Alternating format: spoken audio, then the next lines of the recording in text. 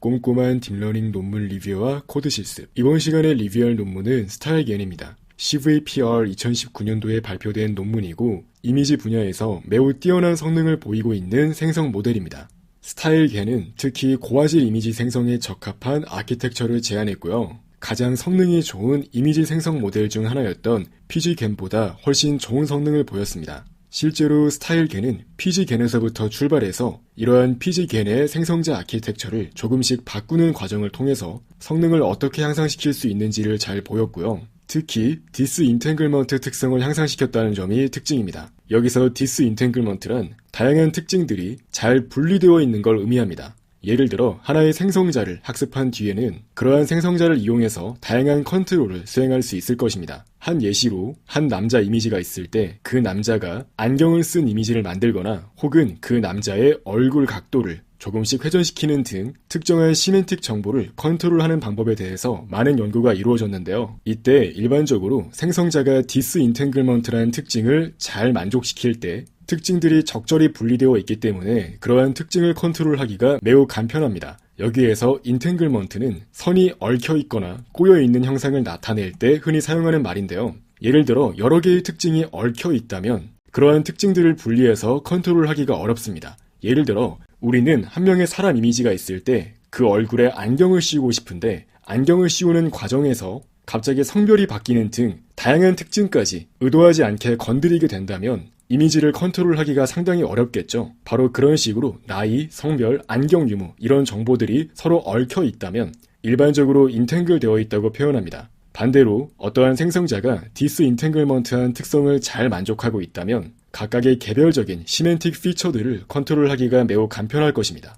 스타일겐은 그러한 측면에서 디스인탱글먼트한 특성을 향상시켰다는 점이 하나의 컨트리뷰션이고요. 그리고 마지막으로 본 논문은 엔비디아 팀에서 발표했는데요. 엔비디아 팀에서는 본 논문을 발표할 때 고해상도 얼굴 데이터셋 또한 함께 발표했습니다. 바로 FFHQ인데요. 아직까지도 굉장히 많은 논문에서 사용되고 있는 데이터셋이고 이러한 데이터셋을 이용해서 학습을 진행했을 때 다음과 같이 매우 그럴싸하게 실제로 존재할 법한 다양한 사람 얼굴 이미지를 만드는 걸 확인할 수 있습니다. 여기 보이는 그림들은 전부 스타일겐을 이용해서 생성해낸 가상의 인물들이고요. 전부 실존하진 않지만 정말 그럴싸한 사진으로서 존재하는 걸 확인할 수 있습니다. 또한 말씀드렸듯이 서로 다른 두 장의 이미지를 시멘티컬리 합치거나 혹은 이미지에 있는 시멘틱한 정보를 잘 컨트롤할 수 있는 형태로 학습이 된 고안된 아키텍처이기 때문에 여러 개의 이미지에 대해서 벡터 연산을 수행할 때도 훨씬 그럴싸한 이미지가 나오는 걸 확인할 수 있습니다. 왼쪽 아래를 보시면 소스 A 이미지와 소스 B 이미지가 존재합니다. 이러한 두 이미지를 만들어낼 수 있는 레이턴트 벡터 사이에서 벡터 연산을 수행해서 새로운 이미지를 만들어낼 수 있는데요. 결과를 확인해 보시면 그러한 결과 또한 굉장히 그럴듯한 이미지로 나오는 걸 알 수 있습니다. 또한 우리가 원하는 스타일을 골라서 그러한 스타일이 바뀔 수 있도록 컨트롤할 수 있기 때문에 기존 모델과 비교했을 때 이미지를 컨트롤하는 측면에서 훨씬 개선된 걸 확인할 수 있습니다. 특히 이처럼 다양한 스타일을 분리해서 우리가 원하는 스타일을 바꾸거나 적용할 수 있다는 점은 다양한 스타일들이 서로 얽혀있지 않고 디스인탱글드 되어 있기 때문에 가능한 것이라고 보시면 되겠습니다. 실제로 왼쪽 아래에 있는 그림을 확인해 보시면 여기 결과 이미지는 소스 A와 소스 B에 존재하는 시멘틱 정보를 합친 결과입니다.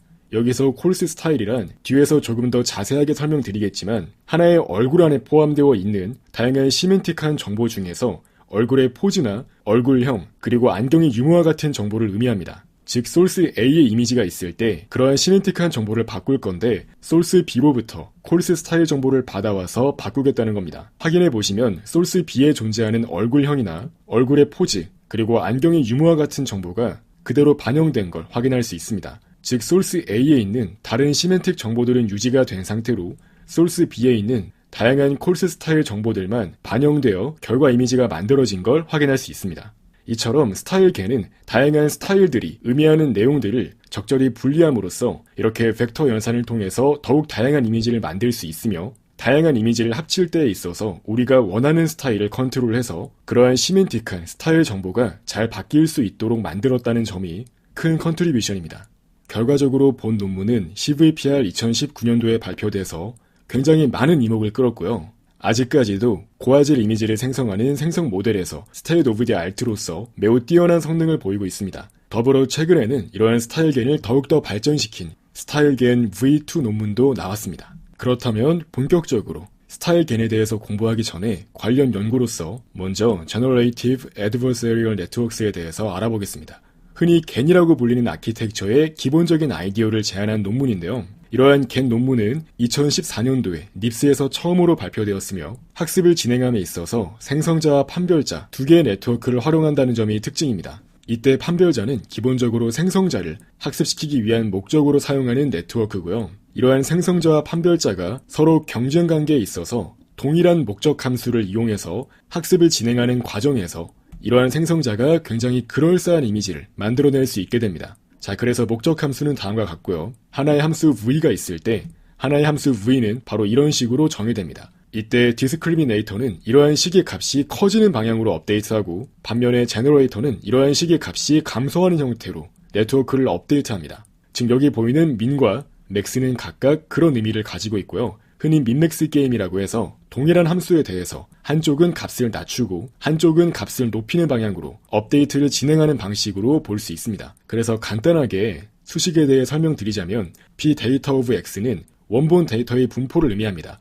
쉽게 말하면 우리가 갖고 있는 그 이미지 데이터셋 자체를 의미하는 거고요. 거기서 매번 이미지 x를 샘플링해서 여기 있는 식에 넣는 겁니다. 또한 PZ는 레이턴트 벡터인 Z를 샘플링하기 위한 디스트리뷰션입니다. 일반적으로 유니폼이나 가우시안 분포를 사용하고요. 마찬가지로 이렇게 매번 샘플링한 뒤에 여기 식에 넣어서 거기에 대한 기대값, 즉 민값을 구합니다. 자, 그래서 자세히 확인해 보시면 디스크리미네이터는 그러한 이미지인 X가 들어왔을 때 이때 X는 원본 데이터의 분포를 따르기 때문에 이러한 원본 데이터에 대해서는 1을 뱉을 수 있는 형태로 학습을 진행하고요. 이때 1은 리얼을 의미합니다. 0은 페이크고요. 즉 디스크리미네이터가 하는 역할은 하나의 이미지 X가 들어왔을 때 이 X가 실제 리얼 데이터 디스트리뷰션에서 왔는가를 확률적인 값으로 표현합니다. 즉 진짜라고 판단할 때는 1을 뱉고 가짜라고 판단할 때는 0을 뱉을 수 있도록 학습을 진행하는 거고요. 결과적으로 이 T는 말 그대로 판별자이기 때문에 이 제너레이터가 만든 가짜 이미지에 대해서는 0을 뱉을 수 있도록 학습하고 그리고 실제 이미지가 들어왔을 때는 1을 뱉도록 학습을 하는 거죠. 그렇기 때문에 이 식을 맥시마이즈 한다는 것은 하나의 진짜 이미지가 들어왔을 때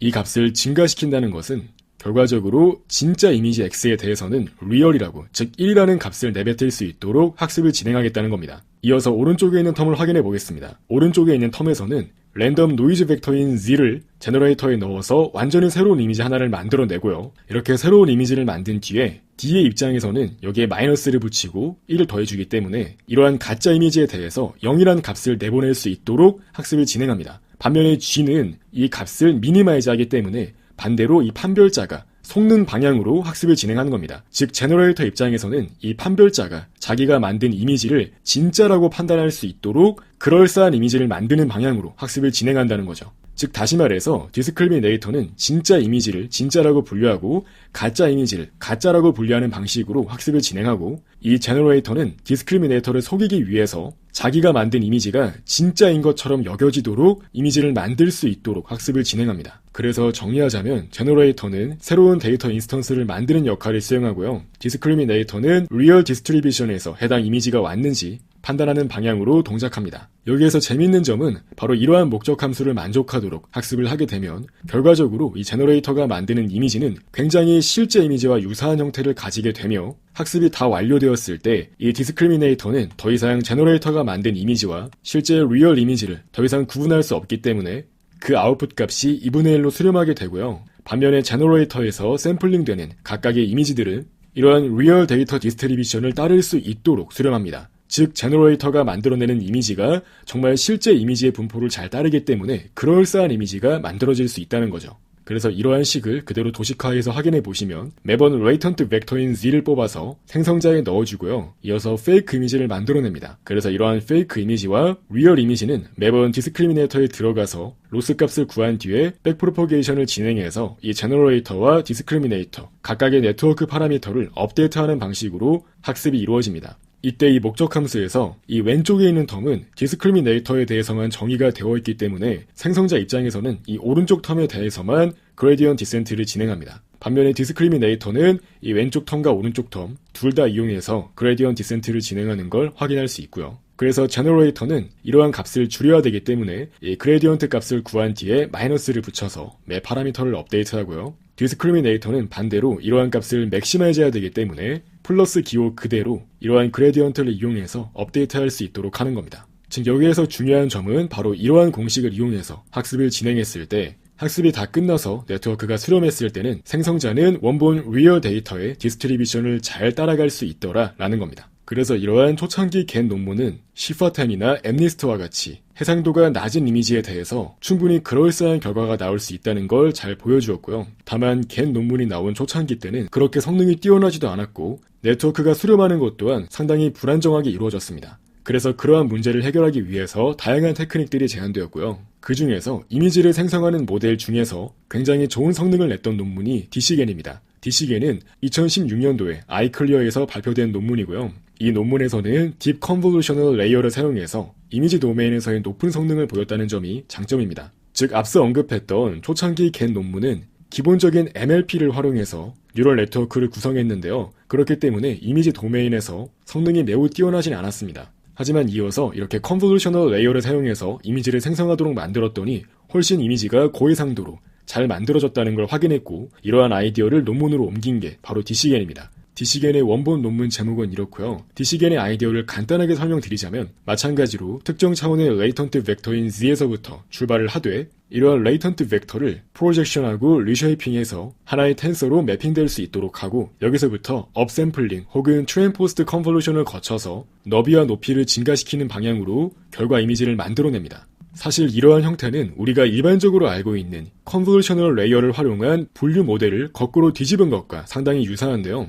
일반적으로 분류 모델의 경우 하나의 이미지가 들어왔을 때 이를 컨볼루션 필터를 이용해서 천천히 너비와 높이를 줄여나가며 채널은 증가시켰다가 마지막에 fully connected 레이어를 거쳐서 아웃풋을 뽑아내는 게 일반적인 분류 네트워크였다면 여기선 반대로 이렇게 레이턴트 벡터부터 출발해서 천천히 너비와 높이를 증가시키면서 채널의 크기는 감소시키는 방향으로 결과 이미지를 만드는 걸 확인할 수 있습니다. 그래서 결과적으로 디시겐에서는 이처럼 컨볼루셔널 레이어를 활용했을 때 이미지 도메인에서 훨씬 좋은 성능을 낼 수 있었다는 걸 보여줍니다. 그래서 생성자와 판별자 모두 컨볼루션 레이어를 활용해서 이미지를 만들거나 이미지를 판별할 수 있는 형태로 아키텍처를 구성해 학습을 진행했더니 최소한 이미지 도메인에서는 좋은 성능이 나올 수 있다는 걸 확인할 수 있었습니다. 또한 여기서 추가적으로 알아두면 좋은 점은 이 디시겐에서 판별자와 생성자에 사용된 각각의 컨볼루션 필터가 어떤 것인지인데요.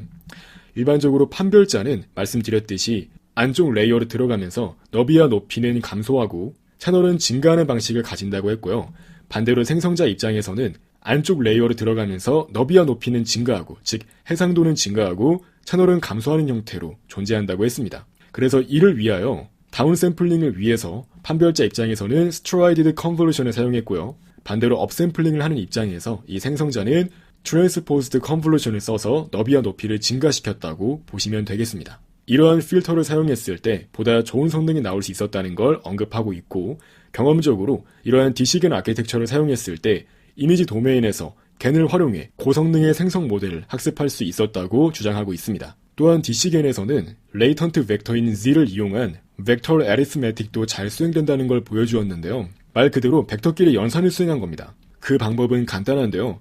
먼저 하나의 생성자를 잘 학습한 뒤에 많은 횟수로 샘플링을 진행합니다. 이때 안경을 쓴 남자를 만들 수 있는 레이턴트 벡터들을 여러 개 찾은 뒤에 이러한 이미지를 만들 수 있는 레이턴트 벡터의 평균값을 구합니다. 즉 여기서 구한 레이턴트 벡터로 만들어진 이미지는 안경을 쓴 남자의 평균 이미지를 대변하는 것이고요. 마찬가지의 로직으로 안경을 쓰지 않은 남성의 평균 얼굴을 만들 수 있는 레이턴트 벡터도 구할 수 있습니다. 그리고 안경을 쓰지 않은 여성에 대한 얼굴도 마찬가지의 방법으로 구할 수 있고요. 이렇게 구해진 3개의 레이턴트 벡터를 이용해 연산을 수행해서 우리가 의도한 피처를 가지는 레이턴트 벡터를 만들 수 있는 것입니다. 여기에서 이러한 이미지를 만들 수 있는 레이턴트 벡터는 남성 그리고 안경을 착용했다는 그러한 시멘틱 정보를 담고 있는 벡터가 되겠는데요. 이제 그러한 벡터에서 안경을 쓰지 않은 남성에 대한 벡터를 빼게 되면 여기에서 얻을 수 있는 정보로는 안경을 쓴다는 그러한 시멘틱 정보가 담겨있는 레이턴트 벡터가 되겠습니다. 이어서 그러한 벡터에서 안경을 쓰지 않은 여성 얼굴에 대한 시메틱 정보를 담고 있는 벡터를 더해주게 되면 결과적으로 안경을 쓰고 있는 여성 이미지에 대한 레이턴트 벡터를 얻을 수 있는 겁니다. 실제로 그런 레이턴트 벡터를 다시 생성자에 넣어서 이미지를 만들어 보면 이런 식으로 안경을 쓰고 있는 여성의 얼굴이 나오는 걸 확인할 수 있습니다. 이런 식으로 DC계는 이미지 도메인에서 상당히 그럴싸한 이미지를 만들 뿐만 아니라 이러한 벡터 연산 또한 성공적으로 지원한다는 점에서 겐 아키텍처를 사용해서 충분히 다양한 시멘틱한 특징들을 컨트롤할 수 있지 않을까라는 새로운 연구 방향으로도 많은 연구가 진행되었습니다. 또한 앞서 초창기 겐 논문은 상당히 수렴의 안정성이 보장이 안 되는 문제가 발생했다고 했는데요. 겐 모델이 정상적으로 수렴할 수 있도록 도와주는 다양한 로스텀들이 제안되었습니다. 그 중에서도 State of the Art라고 할 수 있는 WGen GP는 펑션이 원 립시츠 조건을 만족하도록 해서 안정적인 학습을 가능하도록 해주었고요. 본래 WGen 논문은 웨이트 클리핑을 이용해서 제약 조건을 만족하도록 했고 WGen GP에서는 그레디언 페널티라는 개념을 적용해서 WGen의 성능을 더욱 개선시켰습니다. 그래서 닙스 2017년도에 WGen GP 논문이 나온 이후로 굉장히 많은 겐 아키텍처가 이러한 WGen GP 로스를 베이스라인으로서 사용하게 되었습니다. 그래서 오늘 리뷰하고 있는 스타일 겐 아키텍처에서도 이러한 WGen GP 로스가 사용됩니다. 이제 본격적으로 스타일 겐 아키텍처에 대해 공부하기 전에 스타일 겐의 직접적인 연구 배경이라고 할 수 있는 Progressive Growing of Gens라는 이름의 논문을 확인해 보겠습니다. 이 논문의 아키텍처는 간단히 PGGen 혹은 프로겐이라고 불리고요. 이 아키텍처의 가장 핵심 아이디어는 학습 과정에서 레이어를 추가해 나가는 방식으로 전체 학습의 과정을 진행한다는 것입니다. 여기에서 학습 과정에서 레이어를 추가한다는 의미는 말 그대로 한 번에 전체 네트워크를 다 구성한 뒤에 한꺼번에 학습하는 것이 아니라 학습을 진행하면서 이렇게 앞쪽에 있는 몇 가지 레이어에 대해서 먼저 학습이 어느 정도 완료가 되면 이렇게 레이어를 붙여서 학습이 진행 과정에서 점진적으로 해상도를 증가시키는 방법을 사용한다는 것입니다. 바로 이러한 방법을 사용했을 때 한 번에 고해상도 이미지를 바로 만들어내도록 아키텍처를 구성할 때보다 훨씬 안정적으로 고해상도 이미지를 만들 수가 있었으며 학습의 속도 또한 매우 빨라졌다는 걸 잘 보여준 논문이 바로 이 PGGen 논문입니다. 그래서 확인해 보시면 물론 고해상도 이미지를 만들기 위해서 굉장히 많은 학습 시간이 소요되긴 하지만 이렇게 굉장히 안정적으로 고해상도 이미지를 만들어낼 수 있다는 점이 본 논문의 핵심 컨트리뷰션이라고 할 수 있습니다. 다만 PGGen 논문의 한계점이라고 한다면 이미지의 특징 제어가 어렵다는 점입니다. 즉 그럴싸한 이미지를 잘 만들어내고 뿐만 아니라 고해상도로 퀄리티가 좋은 이미지를 만들 수 있도록 방법을 제안하긴 했지만 이 논문의 단점이라고 한다면 다양한 특징들이 적절히 분리되어 있지 않기 때문에 안경을 씌우거나 아니면 얼굴의 방향을 바꾸거나 그러한 특징들을 컨트롤하는 과정에서 특징들이 잘 분리되어 있지 않기 때문에 다른 특징까지 많이 개입되는 문제가 발생했다는 거죠. 그래서 그러한 문제를 개선한 논문이 바로 오늘 리뷰하고 있는 스타일겐 논문이고요. 스타일겐은 이러한 PGGen 아키텍처를 베이스라인으로 삼아서 이러한 PGGen의 성능을 어떤 식으로 개선할 수 있는지에 대해서 논의하는 방향으로 논문을 전개합니다. 따라서 가장 먼저 스타일겐의 베이스라인 아키텍처라고 할 수 있는 PGGen에 대해서 알아보겠습니다. PGGen은 말씀드렸듯이 학습을 진행하는 과정에서 점진적으로, 즉 프로그레시블리 네트워크의 레이어를 새롭게 붙여나가는 방식으로 천천히 학습을 진행합니다. 일반적으로 우리가 학습을 진행한다고 하면 전체 네트워크의 아키텍처, 각 레이어에 대한 파라미터를 완전하게 구성한 뒤에 한꺼번에 이미지를 넣고 로스를 구한 뒤에 백프로포게이션을 해서 네트워크를 학습하는 방식을 사용했는데요. 여기서는 이제 앞쪽 레이어부터 천천히 학습을 진행하면서 학습이 어느 정도 완료되면 뒤쪽 레이어를 붙이는 방식으로 점진적으로 네트워크의 레이어를 붙였다는 점이 그 특징이라고 할 수 있습니다. 그래서 학습의 마지막 시점에서 전체 네트워크의 구성도는 바로 다음과 같습니다. 512차원짜리 레이턴트 벡터가 들어오면 이렇게 4 곱하기 4 높이와 너비를 가지는 레이어부터 출발해서 천천히 점진적으로 해상도를 높여 나가서 결과적으로 1024 곱하기 1024의 고해상도 이미지가 나올 수 있도록 만들고요. 판별자 또한 마찬가지로 생성자와 정확히 대칭으로 여러 개의 레이어를 점진적으로 붙여나가는 방식으로 학습을 진행합니다. 그래서 전체 네트워크의 구조는 일반적인 겐 아키텍처와 유사하지만 가장 큰 차이점이라고 한다면 실제 학습을 진행할 때는 점진적으로 네트워크에 레이블을 붙여나가면서 학습을 진행한다는 점을 기억하시면 되겠습니다. 또한 마찬가지로 WGAN GP 같은 로스를 사용해서 안정적인 학습 또한 가능하도록 만들었고요. DCGAN에서 제안되었던 것처럼 기본적으로 컨볼루셔널 레이어를 활용해서 고해상도의 이미지를 만들기에 적합하다는 점이 특징입니다. 다만 말씀드렸듯이 이러한 PGGAN을 쓰게 되면 충분히 고해상도로 그럴싸한 이미지를 만들 수 있지만 우리가 이미지를 컨트롤하는 측면에서는 우리가 이미지를 적절히 컨트롤할 수 없다는 한계점이 있었습니다. 자, 그래서 본격적으로 스타일겐의 핵심 아이디어에 대해서 알아보겠습니다. 스타일겐의 핵심 아이디어는 바로 매핑 네트워크입니다. 매핑 네트워크는 말 그대로 특정 스페이스에서의 벡터를 다른 스페이스에서의 벡터로 매핑을 시켜주는 네트워크를 의미하는데요. 일반적으로 우리가 학습을 진행할 때는 특정 차원의 Z 도메인에서 하나의 레이턴트 벡터를 샘플링한 뒤에 걔를 네트워크에 넣어서 결과를 얻을 수가 있었죠. 앞서 확인했던 PGGAN 또한 마찬가지의 방식으로 동작하는데요. 다만 스타일겐에서는 그러한 방식 때문에 특징이 잘 분리되지 않는다는 점을 지적하면서 이러한 Z 도메인에서 바로 샘플링한 뒤에 이미지를 만드는 것이 아니라 먼저 레이턴트 벡터를 W 도메인의 벡터로 매핑한 뒤에 그러한 W 벡터를 사용하자라는 것이 메인 아이디어입니다. 다시 말해 가우시안 분포에서 샘플링한 Z 벡터를 바로 사용하는 것이 아니라 먼저 매핑 네트워크를 거쳐서 W 벡터로 바꿔주고 이러한 W 벡터를 네트워크에 넣어주어서 이미지를 샘플링할 때 훨씬 각 특징들이 적절히 선형적으로 분리되는 효과를 얻을 수 있었다고 말합니다. 논문에 나온 그림은 다음과 같은데요. 여기에서 A번 그림은 실제 학습 데이터가 가지는 분포라고 한번 가정해 보겠습니다. 이때 왼쪽 위는 텅텅 비어있는 걸 확인할 수 있죠. 한번 간단하게 이 세로축을 남성과 여성으로 보고 이 가로축은 머리가 길고 머리가 짧은 걸로 한번 해보겠습니다. 이때 왼쪽 위에 있는 데이터가 비어있다는 것은 머리가 긴 남성 데이터가 현재 데이터셋에 포함되어 있지 않다는 걸 의미하는데요. 당연히 존재하지 않는 데이터이기 때문에 네트워크는 상대적으로 이러한 정보를 표현하기 어렵습니다. 그래서 단순하게 이러한 학습 데이터를 이용해서 학습을 시킬 때 우리가 가우시안 디스트리뷰션을 따르는 하나의 레이턴트 벡터를 샘플링해서 제너레이터에 넣는다고 했을 때 기본적으로 항상 가우시안 디스트리뷰션에서 샘플링을 진행하기 때문에 이런 식으로 구의 형태의 분포에서 샘플링을 진행하는 것과 마찬가지인데요. 이렇게 왼쪽 아래 빨간색은 머리가 긴 여성이고 이 오른쪽 위에 있는 노란색 부분은 머리가 짧은 남성이라고 했을 때 이러한 둘 사이를 인터폴레이션 하게 되었을 때 갑작스럽게 특징들이 바뀌는 그러한 문제를 경험하기가 더 쉽습니다. 단순히 육안으로 보아도 이러한 구면 자체가 리니어하지 않고 이렇게 커브드 되어서 꼬여있는 걸 확인할 수 있죠. 이런 걸 말 그대로 인탱글 되어 있다고 표현할 수 있습니다. 본 논문에서는 가우시안 분포에서 하나의 레이턴트 벡터를 샘플링하는 것 자체가 바로 이런 현상을 더욱 심하게 만들 수 있다는 점을 지적하면서 레이턴트 벡터인 Z를 가우시안 분포에서 뽑은 뒤에 바로 사용하는 것이 아니라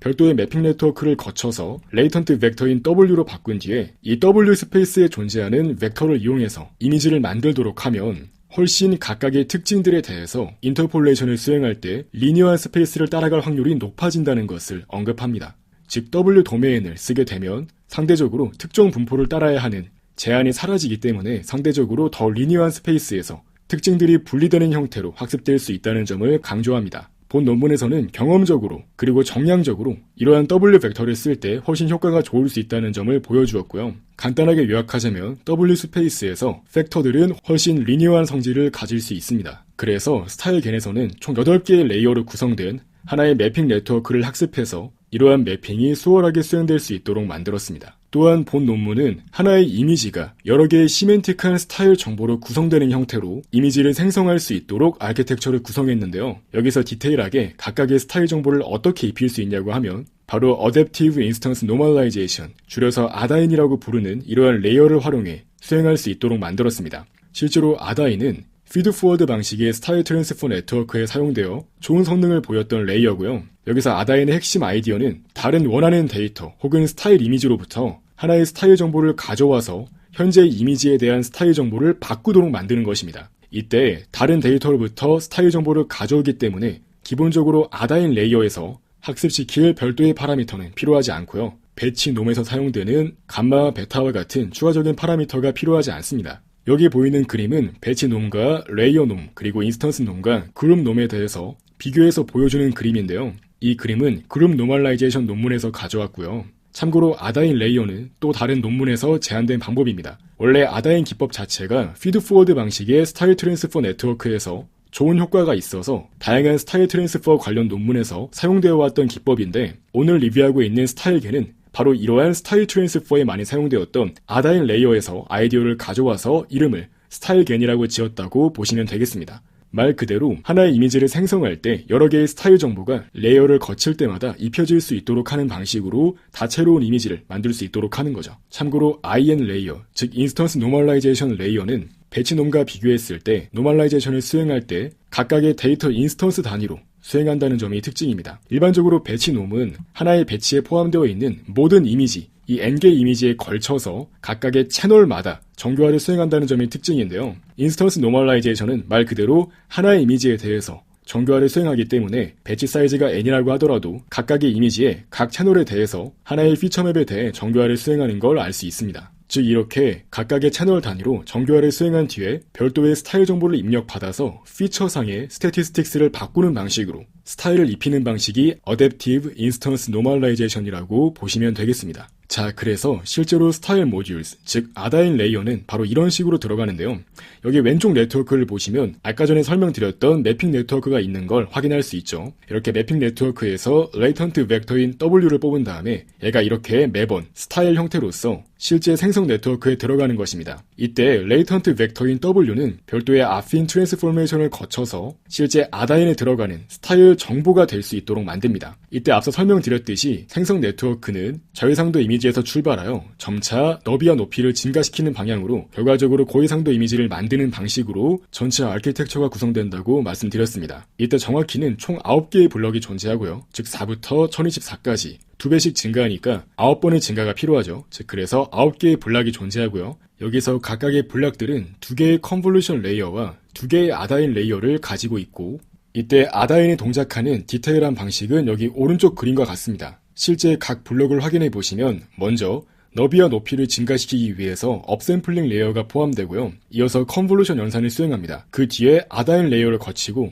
다시 컨볼루션 연산을 수행한 뒤에 아다인 레이어를 다시 거치는 걸 확인할 수 있습니다. 바로 이러한 방식을 반복해서 해상도를 높여나가면서 더욱 그럴싸한 이미지를 만들 수 있는 건데요. 말씀드렸듯이 이때 아다인 레이어는 컨볼루션 연산 수행 결과를 처리하기 위한 목적으로 사용되며 이렇게 각각의 아다인 레이어에는 스타일 정보가 들어가는 걸 확인할 수 있습니다. 한번 디테일하게 확인해 보겠습니다. 아다인 레이어의 앞쪽에서 컨볼루션 레이어의 결과가 나왔을 때 이러한 컨볼루션 레이어의 결과는 n개의 채널로 구성된 하나의 텐소라고 해보겠습니다. 이때 각각의 피처 맵들, 즉 각각의 채널에 대한 피처를 xi라고 해보겠습니다. 이때 하나의 512차원짜리 W 벡터가 있을 때 얘는 A라고 불리는 하나의 아핀 트랜스포메이션을 거쳐서 2 곱하기 n 크기의 결과를 만들어냅니다. 이는 다시 말해서 각각의 채널마다 2개씩 스타일 정보를 만들어내겠다는 건데요. 엄밀히 말하면 각각의 피처 맵에 대해서 정교화된 값에 대하여 얼마만큼 스케일링하고 얼마만큼 바이어스를 더할지 설정해주는 방식으로 동작합니다. 이때 Y값이 바로 스타일 정보라고 할 수 있겠습니다. 여기 보이는 아다인 레이어는 피드포워드 방식을 이용한 스타일 트랜스퍼 논문에서 제안되었던 레이어를 그대로 가져온 거고요. 이는 다른 말로 하면 하나의 피처 정보가 있을 때 이러한 피처의 스태티스틱스를 바꾸기 위해서 스케일링을 수행하고 바이어스를 더하는 것이라 볼 수 있습니다. 즉 여기에서 각각의 채널에 대해서 정교화를 수행한다는 것은 바로 모든 액티베이션 값인 x에 대해서 그 평균값만큼 빼주고 그리고 그러한 값을 표준 편차로 나누어 줌으로써 정교화를 수행할 수 있는 건데요. 이렇게 정교화를 수행한 뒤에 별도로 스케일링과 바이어스를 적용해 줌으로써 이러한 피처의 민과 베리언스 값을 바꿔줄 수 있다는 거죠. 바로 이렇게 피처의 스태티스틱스를 바꿔주는 것 자체가 스타일 트랜스퍼의 일환으로 볼 수 있으며 본 논문에서는 이렇게 스타일 정보가 반영되도록 만들므로써 하나의 고해상도 이미지가 만들어지는 과정에서 다양한 스타일들이 반영되도록 만들어서 각가지 스타일들이 합성된 결과로서 하나의 결과 이미지를 볼 수 있다는 겁니다. 이어서 본 논문은 별도의 테크닉으로 전통적인 입력값의 형태를 바꿔주었는데요. 앞서 설명드렸던 피지겐에서는 하나의 레이턴트 벡터를 만든 뒤에 그것을 생성 네트워크에 넣어서 하나의 새로운 이미지가 만들어질 수 있도록 했는데요. 사실 스타일겐에서는 이와 같이 다양한 스타일에 대한 정보가 레이어를 거치는 과정에서 적용될 수 있도록 함으로써 이러한 스타일 정보에 의해서 이미지의 다양성이 보장될 수 있도록 만들 수 있습니다.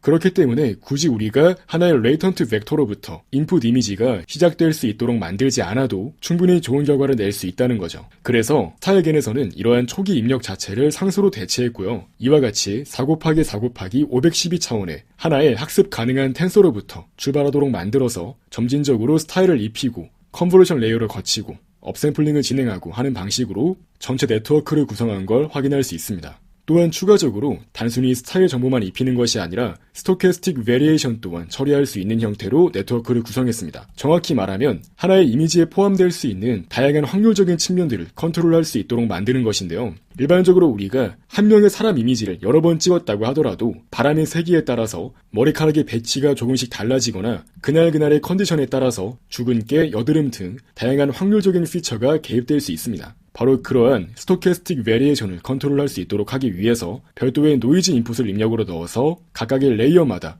노이즈에 대한 정보가 들어갈 수 있도록 만듭니다. 이때 노이즈 벡터 또한 마찬가지로 별도의 아핀 트랜스포메이션인 B를 거치도록 만들어서 각각의 피처 맵에 대해서 노이즈 값이 적용될 수 있도록 만듭니다. 그래서 마찬가지로 각각의 블락마다 2번씩 노이즈가 들어갈 수 있도록 하고요. 정확히는 아다인 레이어 직전에 노이즈가 반영될 수 있는 형태로 구성합니다.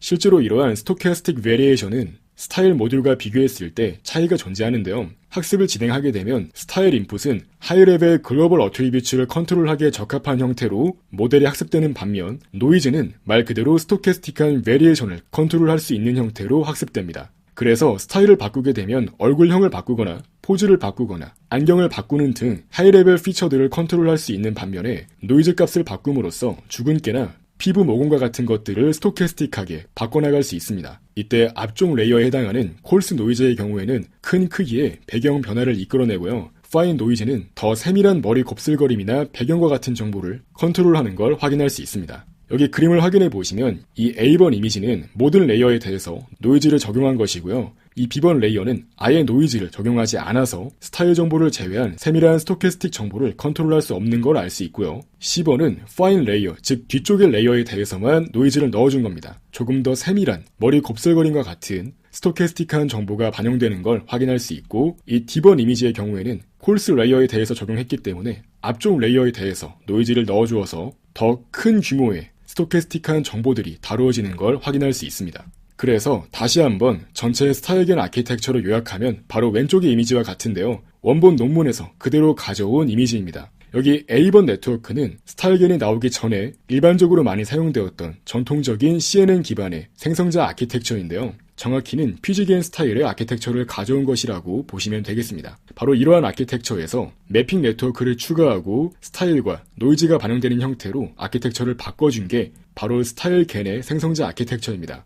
아까 설명드렸듯이 레이턴트 벡터인 Z를 샘플링한 뒤에 정교화를 거치고 W 스페이스로 매핑을 수행합니다. 이러한 W 벡터는 총 18개로 복제되어서 각각 아핀 트랜스포메이션을 거쳐서 각 블락마다 2번씩 스타일이 들어가는 걸 확인할 수 있습니다. 이로 인해 이미지가 고해상도 이미지로 점차 생성자를 거치면서 만들어짐에 따라서 다양한 스타일 정보가 반영될 수 있도록 만드는 것이고요. 또한 그러한 과정에서 스토캐스틱 베리에이션을 반영할 수 있도록 노이즈에 대한 정보까지 들어가는 걸 확인할 수 있습니다. 이때 말씀드렸듯이 매핑 네트워크를 사용해서 W 스페이스로 매핑한 뒤에 이러한 W 벡터를 사용할 때는 훨씬 서브 스페이스가 리니어하게 구성될 수 있기 때문에 그 결과로 스타일겐의 생성자는 더욱 리니어하고 덜 인탱글드 되어 있다는 점이 장점이라고 할 수 있습니다. 또한 스타일겐 논문에서는 각각의 스타일 정보가 입력되는 레이어의 위치에 따라서 해당 스타일이 미치는 영향력의 규모가 달라질 수 있다는 점을 언급합니다. 디테일하게 콜스 스타일과 미들 스타일과 파인 스타일로 나누는데요. 여기에서 콜스 스타일이라고 하는 것은 세밀하진 않지만 전반적인 시멘틱 피처들을 바꿀 수 있는 스타일을 의미합니다. 정확히는 하나의 레이턴트 벡터인 W는 18 곱하기 512 차원의 행렬로서 우리가 볼 수 있는데요. 이렇게 앞쪽 레이어에 들어가는 총 4개의 레이턴트 벡터가 콜스 스타일로 분류됩니다. 본 논문에서는 이렇게 앞쪽에 있는 4개가 콜스 스타일, 그 뒤에 존재하는 4개가 미들 스타일, 그리고 마지막 10개가 파인 스타일이라고 명시하고 있습니다. 이때 앞쪽에 있는 콜스 스타일은 얼굴의 포즈나 얼굴형, 안경의 유무와 같이 훨씬 더 전반적인 큼지막한 변화를 이끌어낼 수 있는 시멘틱한 정보들을 담당한다고 주장합니다. 반면에 미들 스타일은 인물의 헤어스타일이나 혹은 눈을 뜨거나 감은 여부와 같이 조금 더 세밀한 스타일을 의미한다고 볼 수 있겠고요. 이어서 파인 스타일은 색상적인 측면이나 미세한 구조와 같이 훨씬 세밀한 정보를 컨트롤할 수 있는 그러한 스타일 정보를 담당한다고 보시면 되겠습니다. 그래서 여기 그림은 이미지 A가 있을 때 이러한 이미지 A의 특정 시멘틱한 스타일을 바꿀 건데 이미지 B로부터 그러한 스타일을 가져와서 반영한다고 보시면 되겠습니다. 예를 들어 이 그림을 확인해 보시면 이러한 여성 이미지에 대해서 콜스 스타일 정보를 이러한 어린 남성 이미지에서 정보를 가져와서 반영한 걸 알 수 있고요. 실제로 얼굴의 포즈나 얼굴형 그리고 안경의 유무와 같은 것들은 이미지 B로부터 정보를 가져와서 결과 이미지가 만들어진 걸 알 수 있습니다. 즉 다시 말해서 콜스 스타일즈에 해당하는 결과 이미지들은 이 아래쪽에 있는 14개의 벡터에 대해서는 이미지 A의 벡터를 쓰고 위쪽에 있는 4개에 대해서만 이미지 B의 벡터를 쓴 거라고 이해하시면 되겠습니다. 이런 식으로 앞쪽, 중간, 그리고 뒤쪽에 대해서 그 부분에 대해서만 이미지 B에서 스타일을 가져와서 반영한 거고 나머지는 이미지 A의 정보를 유지할 수 있도록 만들었다고 보시면 되겠습니다. 그러한 결과들이 바로 여기 보이는 사진과 같은 겁니다. 여기에서 조금 더 직관적으로 이해를 돕기 위해 설명드리자면 사실 앞쪽에 적용되는 스타일 이미지일수록 나중에 결과 이미지까지 많은 레이어를 거쳐서 만들어질 수 있기 때문에 결과 이미지의 많은 영역에 영향을 미칠 수 있는 정보들이 반영된다고 볼 수 있는 거고요. 이렇게 뒤쪽 레이어로 갈수록 컨볼루션 연산 측면에서 영향을 미칠 수 있는 패치의 크기가 작아지기 때문에 세밀한 정보 위주로 바뀔 수 있는 것입니다. 결과적으로 정량적 평가로 이러한 스타일겐의 성능을 확인해보면 다음과 같은데요. 여기 보이는 테이블은 전통적으로 겐 생성 네트워크의 성능을 평가하기 위해 사용되었던 FID를 사용해 스타일겐의 성능을 평가한 건데요. 여기에서 말씀드렸듯이 스타일겐 논문은 베이스라인 아키텍처라고 할 수 있는 PG겐으로부터 다양한 테크닉들을 적용하면서 성능이 얼마나 좋아질 수 있는지를 보여주는 방식으로 논문을 전개하고 있기 때문에 이렇게 베이스라인 아키텍처에서부터 다양한 기법들이 추가되면서 성능이 더 좋아지는 걸 확인할 수 있습니다. 그래서 셀럽 A 데이터셋과 FFHQ 데이터셋 각각에 대해서 스타일겐의 다양한 테크닉들이 들어가면 들어갈수록 성능이 올라가는 걸 확인할 수 있고요. 여기에서 A번은 PG겐 베이스라인 아키텍처고요. 기본적으로 이런 아키텍처를 튜닝해서 일단 성능을 조금 올릴 수가 있었고요. 이러한 과정에서 업샘플링이나 다운샘플링을 수행할 때 빌리니어와 같은 인터폴레이션 테크닉을 적용할 수 있다는 걸 보여주었고요. 이어서 매핑 네트워크와 아다인 레이어를 이용해서 성능을 더 올릴 수가 있었고요. 이어서 아까 설명드렸듯이 초기 인풋 레이어로서 학습된 4곱하기 512차원의 상수 텐서 값을 사용할 수 있도록 했을 때 이만큼 더 성능이 올라간 걸 확인할 수 있고요. 거기에 이어서 노이즈 인풋을 넣고 믹싱 레귤러라이제이션을 추가했을 때 더욱 성능이 올라간 걸 확인할 수 있습니다. 참고로 여기에서 믹싱 레귤러라이제이션은 스타일 믹싱 테크닉이라고도 하고요. 인접한 레이어 간의 스타일 코릴레이션을 줄이기 위해서 적용된 테크닉입니다. 사실 이거는 FID 값을 더 낮추기 위해 적용한다기보다 다양한 스타일들이 서로 잘 분리될 수 있도록 하기 위해서 적용하는 것이라고 보시면 되겠습니다. 즉 다양한 레이어에 들어가는 스타일 벡터들이 있을 때 그러한 인접한 스타일 간의 코릴레이션을 줄이는 방식으로 동작합니다. 이때 디테일하게는 이런 방식으로 적용할 수 있는데요. 먼저 학습을 진행할 때 2개의 입력 벡터를 준비하고요. 그리고 크로스오버를 수행하는 겁니다. 이때 크로스오버라고 하는 것은 벡터 간의 값을 인터폴레이션 하는 것이 아니라 특정 포인트를 기점으로 해서 위쪽은 하나의 벡터를 쓰고 아래쪽은 다른 벡터를 쓰는 방식을 사용하는 겁니다.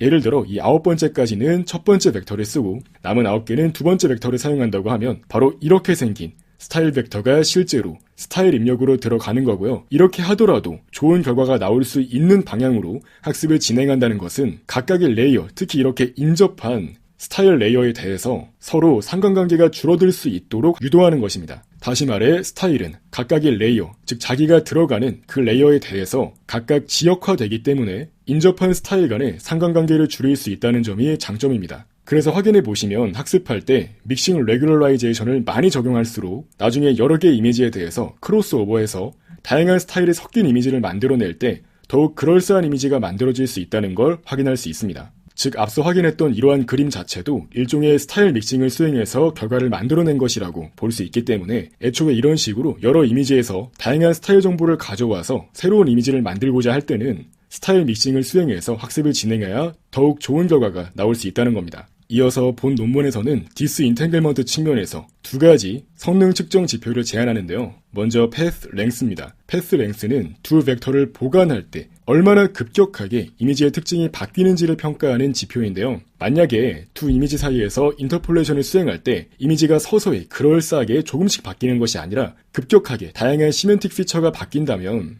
훨씬 덜 그럴싸한 이미지 보관을 수행한다고 할 수 있겠죠. 그렇기 때문에 실질적으로 각각의 피처들이 잘 디스인탱글드 되어 있다고 하면 이러한 보관 과정에서 이미지가 급격하게 바뀌지 않고 서서히 그럴싸한 형태로 이미지가 바뀔 수 있기 때문에 이러한 패스 랭스를 측정해서 각각의 특징들이 얼마나 잘 선형적으로 분리되어 있는지를 평가할 수 있습니다. 또한 비슷한 맥락으로 리니얼 세퍼러빌리티 또한 측정할 수 있는데요. 이것은 레이턴트 스페이스에서 각각의 레이턴트 벡터가 나타내는 어트리뷰츠가 얼마나 선형적으로 잘 분류될 수 있는지를 평가하는데요. 이 두 가지 지표는 조금 이따가 더 자세하게 설명을 드릴게요. 아무튼 본 논문에서는 이렇게 두 가지의 지표를 새롭게 제안하고요. 스타일겐을 사용하면서 매핑 네트워크를 사용할 때 FID뿐만 아니라 이렇게 새롭게 제안된 두 가지 지표에 대해서도 매우 좋은 성능이 나오는 걸 확인할 수 있습니다. 또한 이러한 결과에서 우리는 W 공간으로 먼저 매핑을 한 다음에 이 W 공간에서 인터폴레이션을 하든 다양한 스타일 정보를 바꾸는 것이 이 Z 공간에서 레이턴트 벡터를 뽑은 다음에 컨트롤하는 것보다 훨씬 이상적인 결과를 낼 수 있다는 걸 알 수 있고요. 다양한 지표를 통해서 이 W 공간이 Z 공간보다 이상적인 성질을 갖고 있다는 것을 보여준다고 이해할 수 있습니다. 본 논문에서는 레이턴트 벡터 사이에 인터폴레이션을 수행할 때 두 가지 보관법을 이용해서 평가를 진행했는데요. 먼저 리니얼 인터폴레이션입니다. 이건 일반적으로 알려진 선형 보관이고요. 이렇게 A와 B에 대해서 단순하게 직선을 그은 뒤에 그러한 직선상에 존재하는 다양한 벡터들을 이용하는 방식으로 인터폴레이션을 수행하는 거고요. 두 번째는 구면 선형 보관이라고 하여 A랑 B를 잇는 이러한 구면에 존재하는 다양한 벡터들을 샘플링하는 방식으로 인터폴레이션을 수행하는 것입니다. 자, 그래서 아까 설명드렸던 퍼셉추얼 패스 랭스는 두 개의 레이턴트 벡터를 보관할 때 얼마나 급격하게 바뀌는지 체크하는 매트릭이라고 했는데요. 이때 정확히는 T 지점과 T 플러스 E 지점 사이에서의 사전 학습된 VGG 상의 특징 간의 거리가 얼마나 먼지를 구하는 방식으로 퍼셉추얼 패스를 계산합니다. 이때 E는 굉장히 작은 상수가 되겠습니다. G 스페이스에서의 퍼셉추얼 패스 랭스를 구할 때는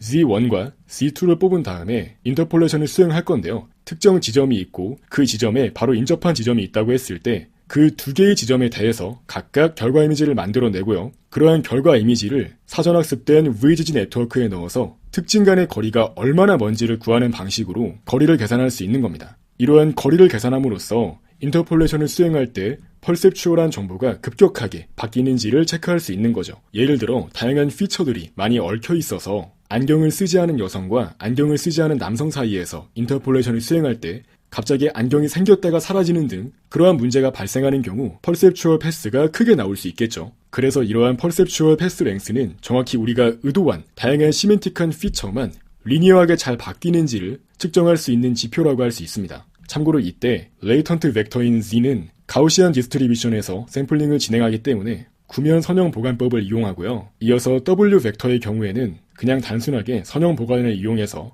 마찬가지의 로직으로 퍼셉추얼 패스 랭스를 구합니다. 여기에서 F는 매핑 네트워크이기 때문에 말 그대로 이 부분과 이 부분은 각각 W1과 W2라고 표현할 수 있겠죠.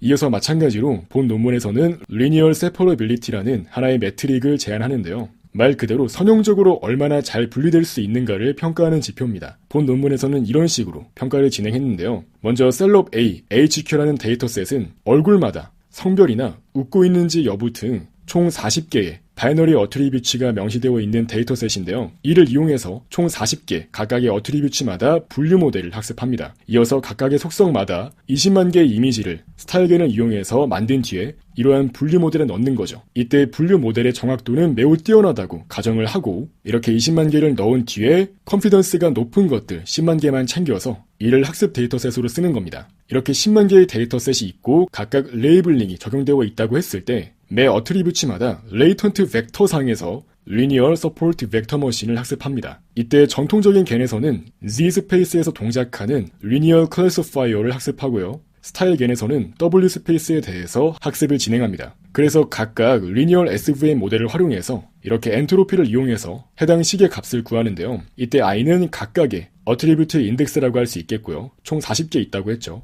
그래서 이때 엔트로피는 실제 X 데이터가 있을 때 해당 트루 클래스에 대한 엔트로피가 됩니다. 이를 다른 말로 하면 하나의 이미지 데이터가 특정 클래스로 정확히 분류되기 위해서 얼마나 해당하는 피처가 부족한지에 대한 정보가 담깁니다. 만약에 엔트로피 값이 크다고 하는 것은 각각의 어트리뷰츠에 대한 레이턴트 벡터가 리니어하게 분리가 되지 않는다는 거죠. 즉 이 값이 낮을수록 이상적이라고 보시면 되겠습니다. 그래서 실제 결과를 확인해 보았을 때 매핑 네트워크를 포함하는 형태로 스타일겐을 사용하고 W 스페이스에서 데이터를 처리한다고 하면 훨씬 선형적으로 분리가 잘 될 뿐만 아니라 모든 성능 지표상으로 성능이 잘 나오는 걸 확인할 수 있습니다. 특히 선형적으로 잘 분리가 되기 때문에 다양한 피처들이 잘 분리되어 컨트롤하기가 용이해지는 것입니다. 또한 추가적으로 동일한 세팅으로 다양한 데이터 세트에 대해 실험을 진행했습니다. 먼저 LSUN 매드룸 데이터셋과 LSUN 컬 데이터세트에 대해서도 실험을 진행했는데요. 마찬가지로 매우 성공적으로 고해상도 이미지가 만들어지는 걸 확인할 수 있습니다. 또한 콜스, 미드,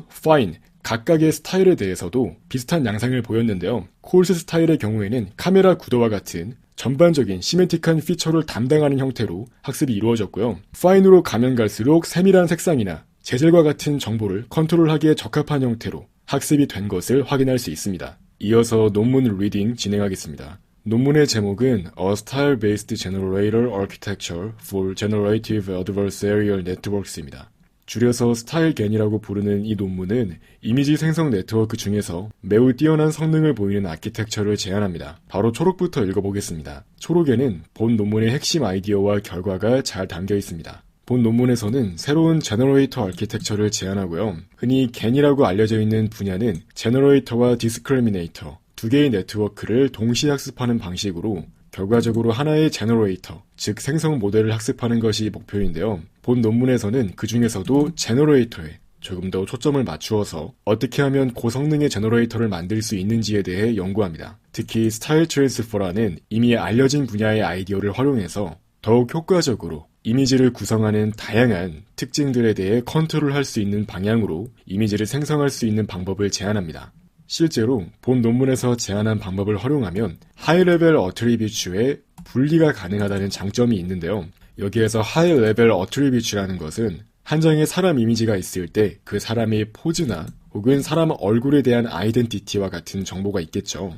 이제 그러한 정보들에 대해서 잘 분리할 수 있도록 해서 우리가 원하는 세부적인 특징들만 바꾸는 방식으로 다양한 이미지를 만드는 등의 생성자로서 더욱 이상적인 속성을 가질 수 있도록 하는 것에 목표를 두고 있습니다. 여기에서 본 논문의 가장 큰 특징이라고 한다면 한 장의 사람 이미지를 만들 때 여러 개의 스타일이 조합된 형태로서 사람을 만든다는 것입니다. 이때 각각의 스타일들은 서로 다른 특징들을 컨트롤할 수 있는 파라미터로서 동작을 할 수가 있는 겁니다. 예를 들어 1번 스타일은 어떤 사람의 인종을 나타내는 요소라고 한다면 2번 스타일은 그 사람의 포즈, 3번 스타일은 그 사람의 얼굴 형태와 같이 각기 분리된 특징들을 컨트롤할 수 있도록 세퍼레이션을 수행할 수 있는 겁니다. 즉, 본 메소드에서는 한 장의 이미지는 여러 개의 다양한 종류의 스타일이 한데 모여서 만들어진 결과물이다 라는 관점에서 생성자를 이해하는 것입니다. 또한 두 번째 키워드는 스토캐스틱 베리에이션인데요. 본 논문의 메소드를 활용하면 스토캐스틱 베리에이션을 다양하게 적용할 수 있습니다. 여기에서 말하는 스토캐스틱 베리에이션은 말 그대로 확률적인 다양성을 의미하는 건데요. 실제로 우리가 동일한 사람의 사진을 여러 장 찍으면 바람이 어떻게 부느냐 혹은 그 사람의 그날 컨디션에 따라서 피부의 상태가 조금 달라지거나 머릿결이 달라지거나 하는 차이가 있을 수 있습니다. 즉 어떤 사람을 구성하는 다양한 주요한 피처들은 구성한 상태에서 확률적인 다양성은 매번 바뀔 수 있다라는 점을 감안한 아이디어가 스토캐스틱 베리에이션입니다. 실제로 본 논문에서는 컨볼루션 레이어를 거치면서 노이즈 데이터를 입력해서 하나의 이미지가 확률적으로 다양한 방식으로 바뀔 수 있도록 만듭니다. 결과적으로 본 논문에서 제안한 생성자는 이전에 나왔던 PGGen 혹은 프로겐이라고 불리는 베이스라인 네트워크의 성능을 많이 개선시킬 수 있었고요. 여기에서 Traditional Distribution Quality Metric이라는 것은 FID라고 해서 겐 분야에서 생성자의 성능을 평가하기 위한 척도로서 자주 사용되었던 매트릭을 의미하는 건데, 그러한 전통적인 매트릭을 이용했을 때에도 본 메소드를 사용했을 때 훨씬 개선된 결과를 얻을 수 있었다는 거고요. 더불어 여러 장의 이미지에서 인터폴레이션을 수행할 때 훨씬 그럴싸한 이미지가 나왔다는 걸 보이고 있습니다. 더불어 훨씬 좋은 디스인탱글먼트의 특성을 가지고 있다고 주장하고 있는데요. 여기에서 디스인탱글은 말 그대로 서로 얽혀있지 않도록 하는 그런 의미를 가집니다. 즉 디스인탱글먼트라는 특징은 여러 개의 피처가 서로 얽혀있지 않고 다소 리니어하게 분리가 돼서 우리가 특정한 피처만 적절히 컨트롤해서 이미지를 변경할 수 있다는 것을 의미합니다. 예를 들어 제너레이터에게 디스인탱글먼트 특징이 부족하면 우리가 어떠한 사람 이미지에 대해서 안경만 씌우도록 만들고 싶은데 안경이 써지는 과정에서 성별도 바뀌는 등 다양한 특징들이 서로 얽혀서 연관관계를 가지고 의도하지 않은 피처 또한 변경될 수 있다는 겁니다. 본 논문은 그러한 측면에서 그러한 레이턴트 팩터를 더욱 잘 디스인탱글해서 다양한 특징들이 잘 분리될 수 있도록 만들었습니다. 더불어 이전 논문들에서 제한되었던 그러한 디스인탱글먼트와 두 이미지 사이의 인터폴레이션 퀄리티를 측정할 수 있는 방법들에 대한 문제점을 지적하고 새롭게 두 가지 매트릭을 제안해서 이러한 매트릭을 활용했을 때 실제 본 메소드가 좋은 성능을 잘 보일 수 있다는 것까지 보여주었습니다. 또한 마지막으로 1024 곱하기 1024 크기의 고해상도 사람 얼굴 데이터셋을 배포하고 누구나 다운로드 받아서 학습을 진행할 수 있도록 했다는 점이 또 다른 컨트리뷰션입니다. 이제 논문을 자세하게 설명해 보겠습니다. 여기 보이는 22번 논문은 원본 겐 논문이고요. 이러한 원본 겐 논문이 나온 이후에 특히 이미지 분야에서 그럴싸한 이미지를 생성할 수 있는 다양한 테크닉들이 제안되고 적용되어 왔는데요. 여기 30번 논문은 흔히 PGGen 혹은 프로겐이라고 불리는 네트워크로 오늘 리뷰하고 있는 논문의 베이스라인 아키텍처가 되겠습니다. 실제로 PGGen은 매우 고해상도 이미지에 대해서도 그럴싸한 이미지를 만들어낼 수 있다고 하여 많은 관심을 끌었는데요. 다만 그럼에도 불구하고 아직까지도 제너레이터의 정확한 동작 원리는 인간에게 있어서 다소 블랙박스, 즉 세부적으로 어떤 방식으로 동작하는지 온전하게 이해하기가 어렵다는 단점이 있고요. 또한 이미지를 생성할 때 스토캐스틱 피처와 같은 것들을 컨트롤하는 그런 방법에 대한 연구도 아직 미비한 상황이었습니다. 더불어 레이턴트 스페이스, 즉 생성자의 입력으로 들어가는 그 레이턴트 벡터의 스페이스 또한 아직 연구가 더 많이 필요한 분야였죠. 그래서 일반적으로는 서로 다른 두 이미지를 만들어낼 수 있는 두 개의 레이턴트 벡터 사이에서 인터폴레이션을 수행해서 얼마나 인터폴레이션이 잘 되고 네트워크가 그럴싸한 이미지를 잘 만들 수 있는지에 대해서 평가하는 방법들이 많이 등장했는데요. 사실 그렇게 단순히 인터폴레이션을 수행하는 것만으로는 정말로 생성자가 이미지를 잘 만들어낼 수 있는지에 대해서 평가하기에는 어려움이 있다는 거죠. 특히 정량적으로 특정한 수치로서 이를 평가하는 것 또한 굉장히 어려운 문제 중 하나입니다. 그래서 본 논문에서는 어떻게 하면 이러한 생성자를 더욱 잘 설계할 수 있는지에 대해서 다양한 연구를 진행했고 그 중에서 스타일 트랜스퍼라는 다른 연구 갈래에서 아이디어를 얻어 스타일 겐을 만들게 된 것입니다. 여기 27번 논문은 스타일 트랜스퍼 논문 중 하나인데요. 여기서 한 가지 유의할 점은 스타일 트랜스퍼를 수행하는 메소드 중에서 처음 나온 메소드는 피드폴드 방식이 아니라 한 장의 이미지를 매번 업데이트하는 방식으로 스타일 트랜스퍼를 수행하는 메소드였는데요. 여기 보이는 27번 논문의 경우에는 최초의 스타일 트랜스퍼 논문과는 다르게 피드폴드 방식으로 네트워크에 이미지를 넣고 스타일에 대한 정보를 넣어주어서 스타일 트랜스퍼가 수행된 결과를 얻도록 만드는 방식의 네트워크입니다. 그렇기 때문에 겐에서 생성자의 이러한 스타일 트랜스퍼의 아이디어를 적용할 수 있습니다. 그래서 이것은 상당히 노벨티가 있는 그런 방법이라고 할 수 있고요. 어떻게 보면 하나의 이미지는 여러 개의 스타일로 구성된 피처들의 모임으로 볼 수 있기 때문에 너비와 높이, 즉 해상도가 작은 이미지부터 서서히 해상도를 키워나가는 방식으로 한 장의 결과 이미지를 만들어내는 과정에서 여러 가지 스타일을 적용해서 이미지를 만들어보자는 아이디어를 제안한 것입니다. 실제로 본 네트워크에서는 학습된 하나의 상수로부터 출발해서 여러 개의 블럭들을 거쳐가면서 해상도가 점점 커지게 되고요. 채널은 감소하게 됩니다. 그러다가 마지막에 RGB 컬러로 바뀌면서 한 장의 결과 이미지를 만들어내고요. 이때 각각 블락 안에 포함되어 있는 컨볼루션 레이어를 거칠 때마다 스타일 정보를 입력받도록 만들어서 많은 스타일 정보가 반영될 수 있도록 만듭니다. 또한 말씀드렸듯이 스토캐스틱 베리에이션 또한 컨트롤이 가능하고요. 여기에서 한 가지 유의할 점은 이러한 전반적인 기능들은 전부 다 디스크리미네이터가 아니라 제너레이터를 바꾸어서 얻어낸 결과라는 겁니다. 여기에도 나와 있듯이 본 논문에서는 디스크리미네이터 혹은 로스 펑션에 대한 수정에 주안점을 두지 않고요. 이전에 잘 동작한다고 알려진 방법들을 그대로 적용하고요. 즉 겐에서 디스크리미네이터와 로스 함수는 거의 건드리지 않고 생성자를 더욱 효과적으로 만들었다는 것이 본 논문의 핵심 컨트리뷰션입니다. 그러한 장점을 위해서 본 논문에서 제안한 메인 아이디어 중 하나는 일반적으로 생성자는 어떠한 랜덤한 레이턴트 코드를 받아서 다양한 이미지를 만들 수 있는데요. 보통은 유니폼 디스트리뷰션이나 가우시안 디스트리뷰션에서 하나의 노이즈 벡터를 뽑아서 그것을 입력으로 넣는 방식을 사용합니다. 다만 여기에서는 그러한 레이턴트 코드를 한번 Intermediate Latent Space로 보내준 뒤에 이제 거기에서 실제로 생성자에 들어갈 수 있도록 만듭니다. 단순히 이렇게 해주는 것은 생각보다 훨씬 심오한 효과를 낼 수 있다고 말하고 있는데요.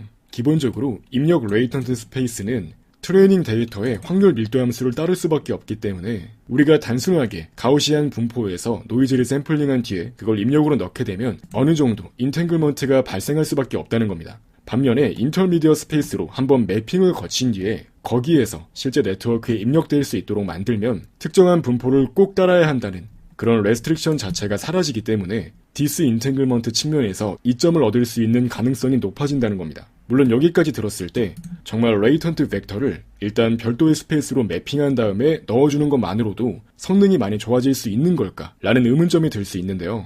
실제로 본 논문에서 새롭게 제안한 평가 지표를 이용했을 때 훨씬 좋은 성능이 나온다는 것을 보여주었습니다. 본 논문에서는 정확히 Perceptual Path Length와 선형 분리라는 이 두 가지 매트릭을 제안했는데요. 이전에 제안되었던 평가 지표들과는 차이가 있고 얼마나 각각의 특징들이 선형적으로 잘 분리가 되면서 그리고 인터폴레이션 과정에서 자연스러운 이미지를 만들 수 있는지에 대한 적절한 평가 지표로서 사용될 수 있습니다. 실제로 이러한 매트릭을 활용했을 때 본 논문에서 제안한 제너레이터 아키텍처는 훨씬 리니어하게 동작하면서 레프레젠테이션이 서로 덜 인탱글드 되어 특징들을 컨트롤하기에 간편했다고 주장하고 있습니다. 마지막으로 FFHQ라고 지금은 잘 알려진 고해상도 얼굴 데이터셋이죠. 이러한 데이터셋을 배포해서 많은 사람들이 이러한 고해상도 이미지 데이터셋으로 학습을 진행할 수 있도록 했습니다.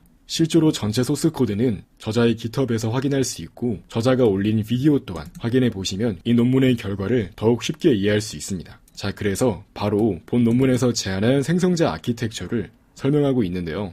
기존에 제안되었던 방법과 어떤 방식이 다른지를 차근차근 설명하는 방식으로 논문을 전개합니다. 일반적으로 이전까지의 생성자에 하나의 레이턴트 벡터를 넣을 때는 말 그대로 레이턴트 벡터에 따라서 다양한 이미지가 생성될 수 있도록 만들었는데요. 본 네트워크에서는 별도로 스타일 정보를 레이어를 거칠 때마다 따로 넣어주기 때문에 굳이 맨 처음부터 레이턴트 코드로부터 출발하지 않아도 괜찮습니다. 그렇기 때문에 본 메서드에서는 하나의 학습된 상수를 그 자체로서 생성자의 입력으로 넣어줄 수 있도록 하고 그러한 학습된 상수가 컨볼루션 레이어를 거치는 과정에서 스타일에 대한 정보를 입력받아 다양한 이미지가 생성될 수 있도록 만들었습니다. 즉 일반적인 네트워크와 다른 점이라고 한다면 생성자의 입력으로 들어가는 내용이 일반적인 레이턴트 벡터가 아니라 학습된 하나의 상수 이미지로서 입력이 된다는 겁니다. 또한 중요한 특징 중 하나로 아까 말씀드렸듯이 별도의 가우시안 디스트리뷰션이나 유니폼 디스트리뷰션에서 노이즈를 샘플링해서 바로 넣는 것이 아니라 별도의 논리니얼 매핑을 통해서 W 벡터로 바꿔주고 이러한 W 벡터가 실제 입력으로 들어갈 수 있도록 만듭니다.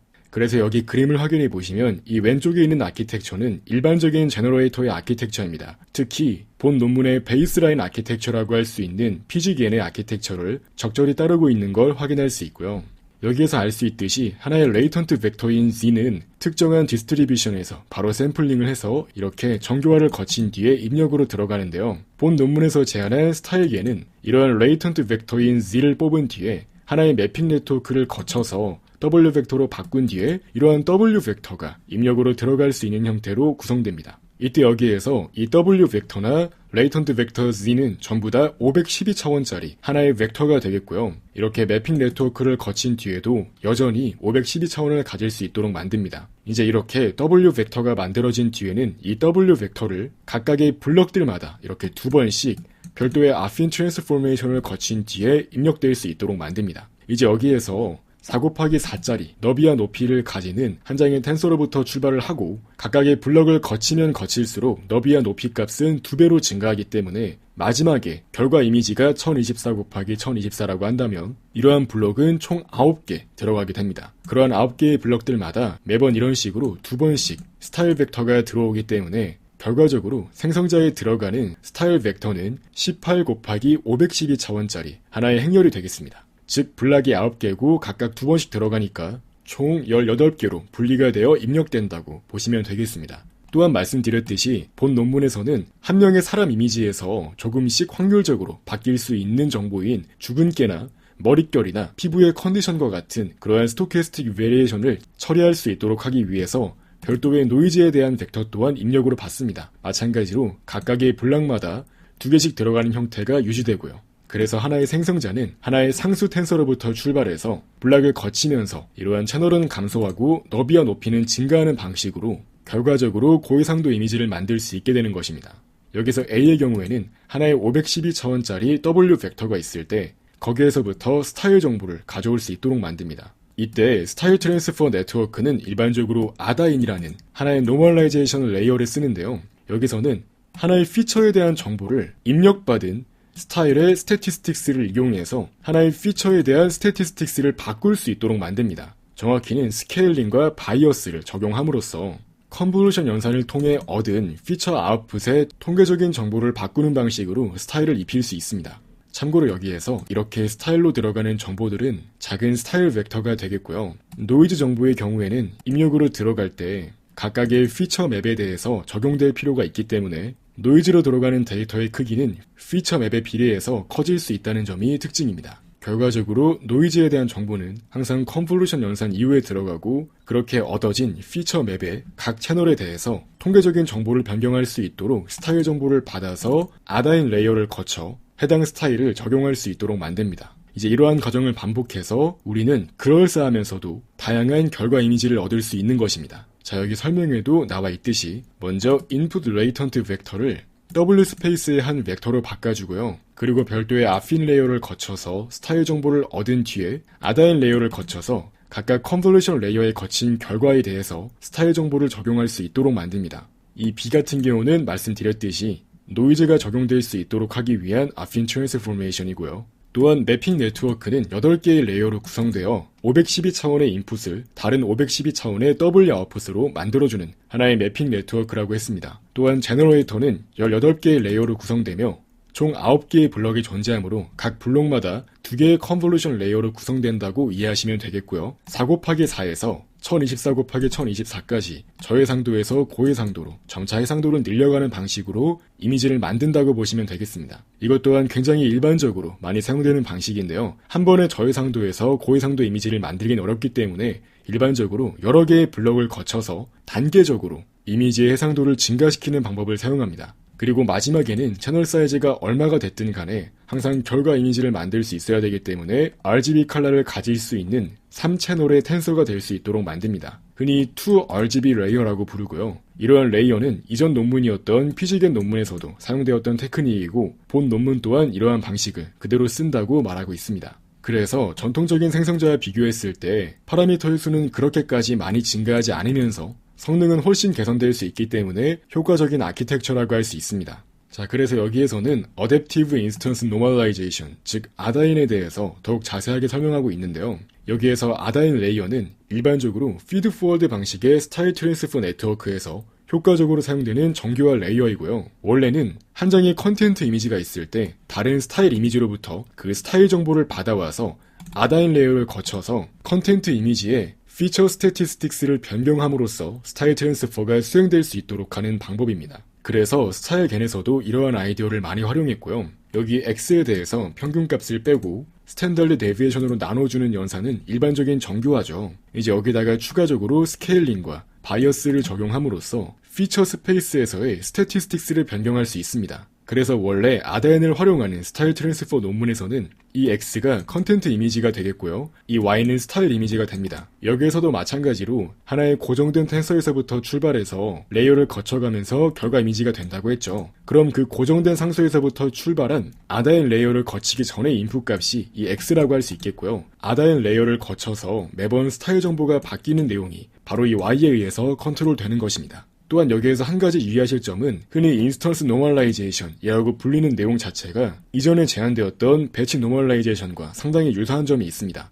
다만 다른 점이라고 한다면 배치 노멀라이제이션은 채널당 하나의 배치에 포함되어 있는 모든 이미지에 걸쳐서 채널당 정교화를 수행하는데요. 인스턴스 노멀라이제이션은 한 이미지에 대해서 각각 채널당 정교화를 수행하는 것이기 때문에 한 배치에 포함되어 있는 전체 이미지 인스턴스에 대해서 수행하느냐 혹은 하나의 이미지에 대해서 수행하느냐 이 두 차이라고 보시면 되겠습니다.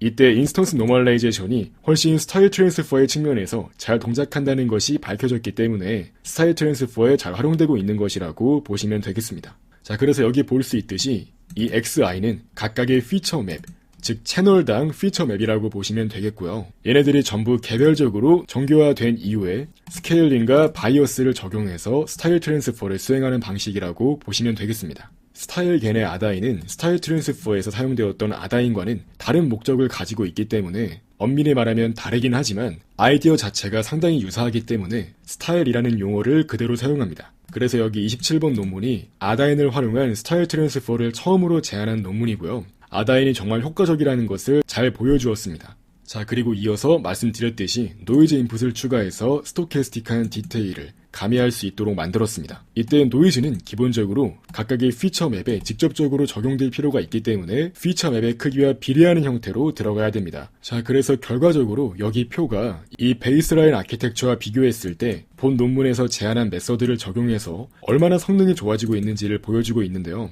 여기에서 FID는 전통적인 성능 측정 방법으로서 스타일겐 논문에서는 새로운 메트릭을 제안하긴 했지만 기본적으로 생성자의 퀄리티를 측정하기 위한 전통적인 방법인 FID로도 이렇게 비교를 한 결과를 보여주고 있습니다. 여기 베이스라인 아키텍처인 피즈겐부터 조금씩 메서드가 추가되고 있는 건데요. 여기 F는 결과적으로 본 논문에서 제안한 모든 기법들을 다 적용한 결과라고 할 수 있고 이렇게 한 개씩 추가하는 결과라고 보시면 되겠습니다. 먼저 본 논문에서는 간단한 튜닝을 통해서 일단 성능을 끌어올렸고요. 이어서 매핑 네트워크를 추가하고 스타일 트랜스퍼의 아이디어를 적용했을 때 성능이 더 개선된 걸 확인할 수 있습니다. 이때 셀럽A HQ는 셀럽A라고 기존에 많이 사용되었던 잘 알려진 얼굴 데이터셋의 고해상도 버전입니다.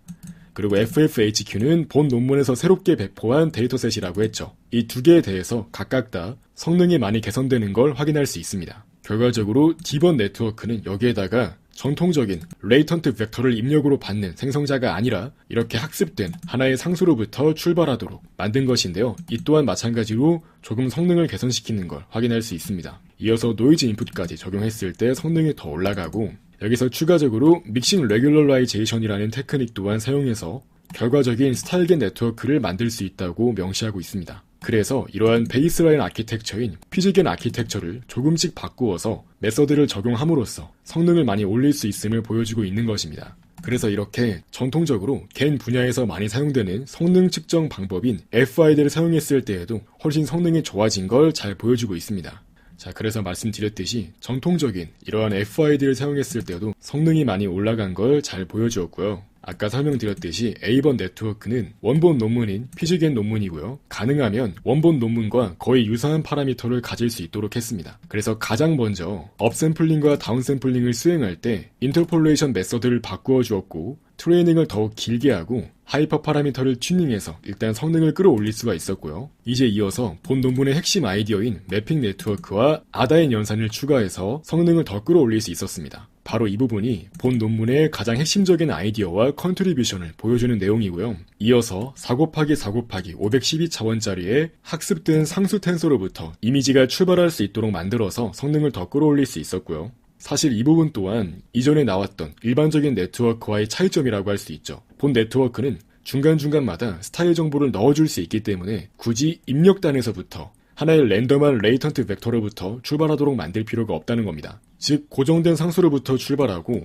결과 이미지를 만들어내기까지의 스타일을 입혀나가는 방식을 사용하는 겁니다. 또한 이어서 노이즈 인풋을 추가하고 믹싱 레귤러라이제이션과 같은 테크닉을 적용해서 성능을 더 올릴 수 있었다고 말하고 있습니다. 또한 각각의 데이터 세트에 대해서 더 잘 동작하는 로스의 컨피규레이션이 존재할 수 있기 때문에 기존에 잘 동작하는 것으로 알려진 로스 펑션들을 적절히 사용하고 있는 걸 확인할 수 있습니다. WGN-GP 또한 겐 분야에서 거의 정석처럼 사용되고 있는 로스 함수라고 할 수 있죠. 그래서 결과적으로 본 논문인 스타일겐의 아이디어를 모두 적용했을 때 상당히 성능이 많이 개선되는 걸 확인할 수 있고요.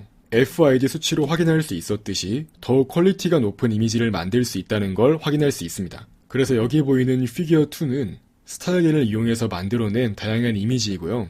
별도로 잘 나온 것만을 선별하지 않고 스타일겐 자체가 이 정도의 퀄리티는 항상 낼 수 있다고 말하고 있습니다. 물론 일반적으로 높은 퀄리티의 이미지를 만들기 위해서는 트룬케이션 트릭이 사용되는데요. 여기에서도 마찬가지로 트룬케이션 트릭을 활용해서 이미지를 뽑은 것이라고 밝히고 있습니다. 여기에서 트룬케이션 트릭이란 하나의 겐 모델을 학습 완료한 뒤에 샘플링을 수행할 때 그럴싸한 이미지가 잘 나올 수 있도록 더욱 평균에 가까운 이미지가 나올 수 있게 이 W 레이턴트 벡터에 트룬케이션을 적용한 것입니다. 물론 여기에서 FID를 계산할 때는 사용하지 않고 이와 같이 정말 좋은 결과를 뽑아야 할 때 사용할 수 있는 테크닉입니다. 사실 우리가 학습을 완료한 다음에 샘플링을 수행할 때 probability density가 높은 부분에서 샘플링을 수행하면 당연히 더 그럴싸한 이미지가 나올 수 있겠지만 모든 요소에 대해서 현실적으로 샘플링을 수행할 때는 그럴싸하지 않은 이미지 또한 만들어질 수 있기 때문에 가능하면 덴시티가 높은 이미지에서부터 샘플링을 수행할 수 있도록 하기 위해 하나의 레이턴트 벡터가 레이턴트 벡터 스페이스에서 중간에 가까운 값이 될 수 있도록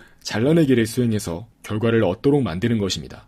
이어서 이전까지의 연구 결과 중에서 본 논문과 유사한 테크닉을 적용한 것들이 있는지 언급하고 있는데요. 사실 많은 연구들은 어떻게 하면 판별자 파트를 더욱 개선할 수 있는지에 대해서 초점을 맞추고 연구를 진행했는데 상대적으로 더욱 좋은 제너레이터를 만드는 연구는 주목을 덜 받았습니다. 그럼에도 불구하고 몇몇 저자들은 본 논문과 유사하게 생성자에 초점을 맞추어서 성능을 개선하는 방법을 제안했다고 합니다. 물론 본 논문의 방법과 완전히 동일한 방법은 없었다고 언급하고 있고요. 이제 본격적으로 스타일겐에 대한 속성을 분석해서 명시하고 있는데요. 여기에서 중요한 점은 스타일겐의 아키텍처를 사용하면 스타일의 특정 सब셋을 바꾸는 것은 이미지의 특정한 양상을 바꾸는 효과를 낼 수 있다는 겁니다. 이러한 특징을 다른 말로 로컬라이제이션이라고도 합니다. 즉 레이어의 특정 부분에 대한 스타일을 바꾸는 것은 특정한 양상을 바꾸는 형태로 동작할 수 있습니다. 기본적으로 아다인 연산은 각각의 채널에 대해서 정교화를 수행하기 때문에 피처 맵마다 정교화를 수행한다고 할 수 있고 매번 컨볼루션 연산 이후에 노멀라이제이션을 수행하기 때문에 각각의 스타일은 서로 다른 특징을 나타내도록 분리될 수 있습니다. 다시 말해 각각의 스타일은 하나의 컨볼루션에 대해서 적용되고 다음 아다인 연산에 의해서 덮어쓰기가 수행될 수 있다는 점이 이러한 특징을 분리하는데 더욱 기여하는 요소가 될 수 있다는 겁니다. 디테일하게 스타일 믹싱과 같은 테크닉 또한 적용하는데요. 본 논문에서는 각각의 스타일이 더욱 잘 로컬라이즈 되어서 다른 레이어에는 관여하지 않도록 만들기 위해서, 즉 더욱 잘 지역화시키기 위해서 스타일 믹싱이라는 테크닉을 제안합니다. 정확히는 믹싱 레귤러라이제이션이고요. 방법은 굉장히 심플합니다. 두 개의 레이턴트 벡터가 있을 때 학습을 진행할 때 단순히 한 개의 레이턴트 벡터만 뽑아서 이미지를 만드는 것이 아니라 두 개의 레이턴트 벡터를 서로 섞어서 이미지를 만들 수 있도록 하는 것입니다. 이를 바로 스타일 믹싱이라고 하고요.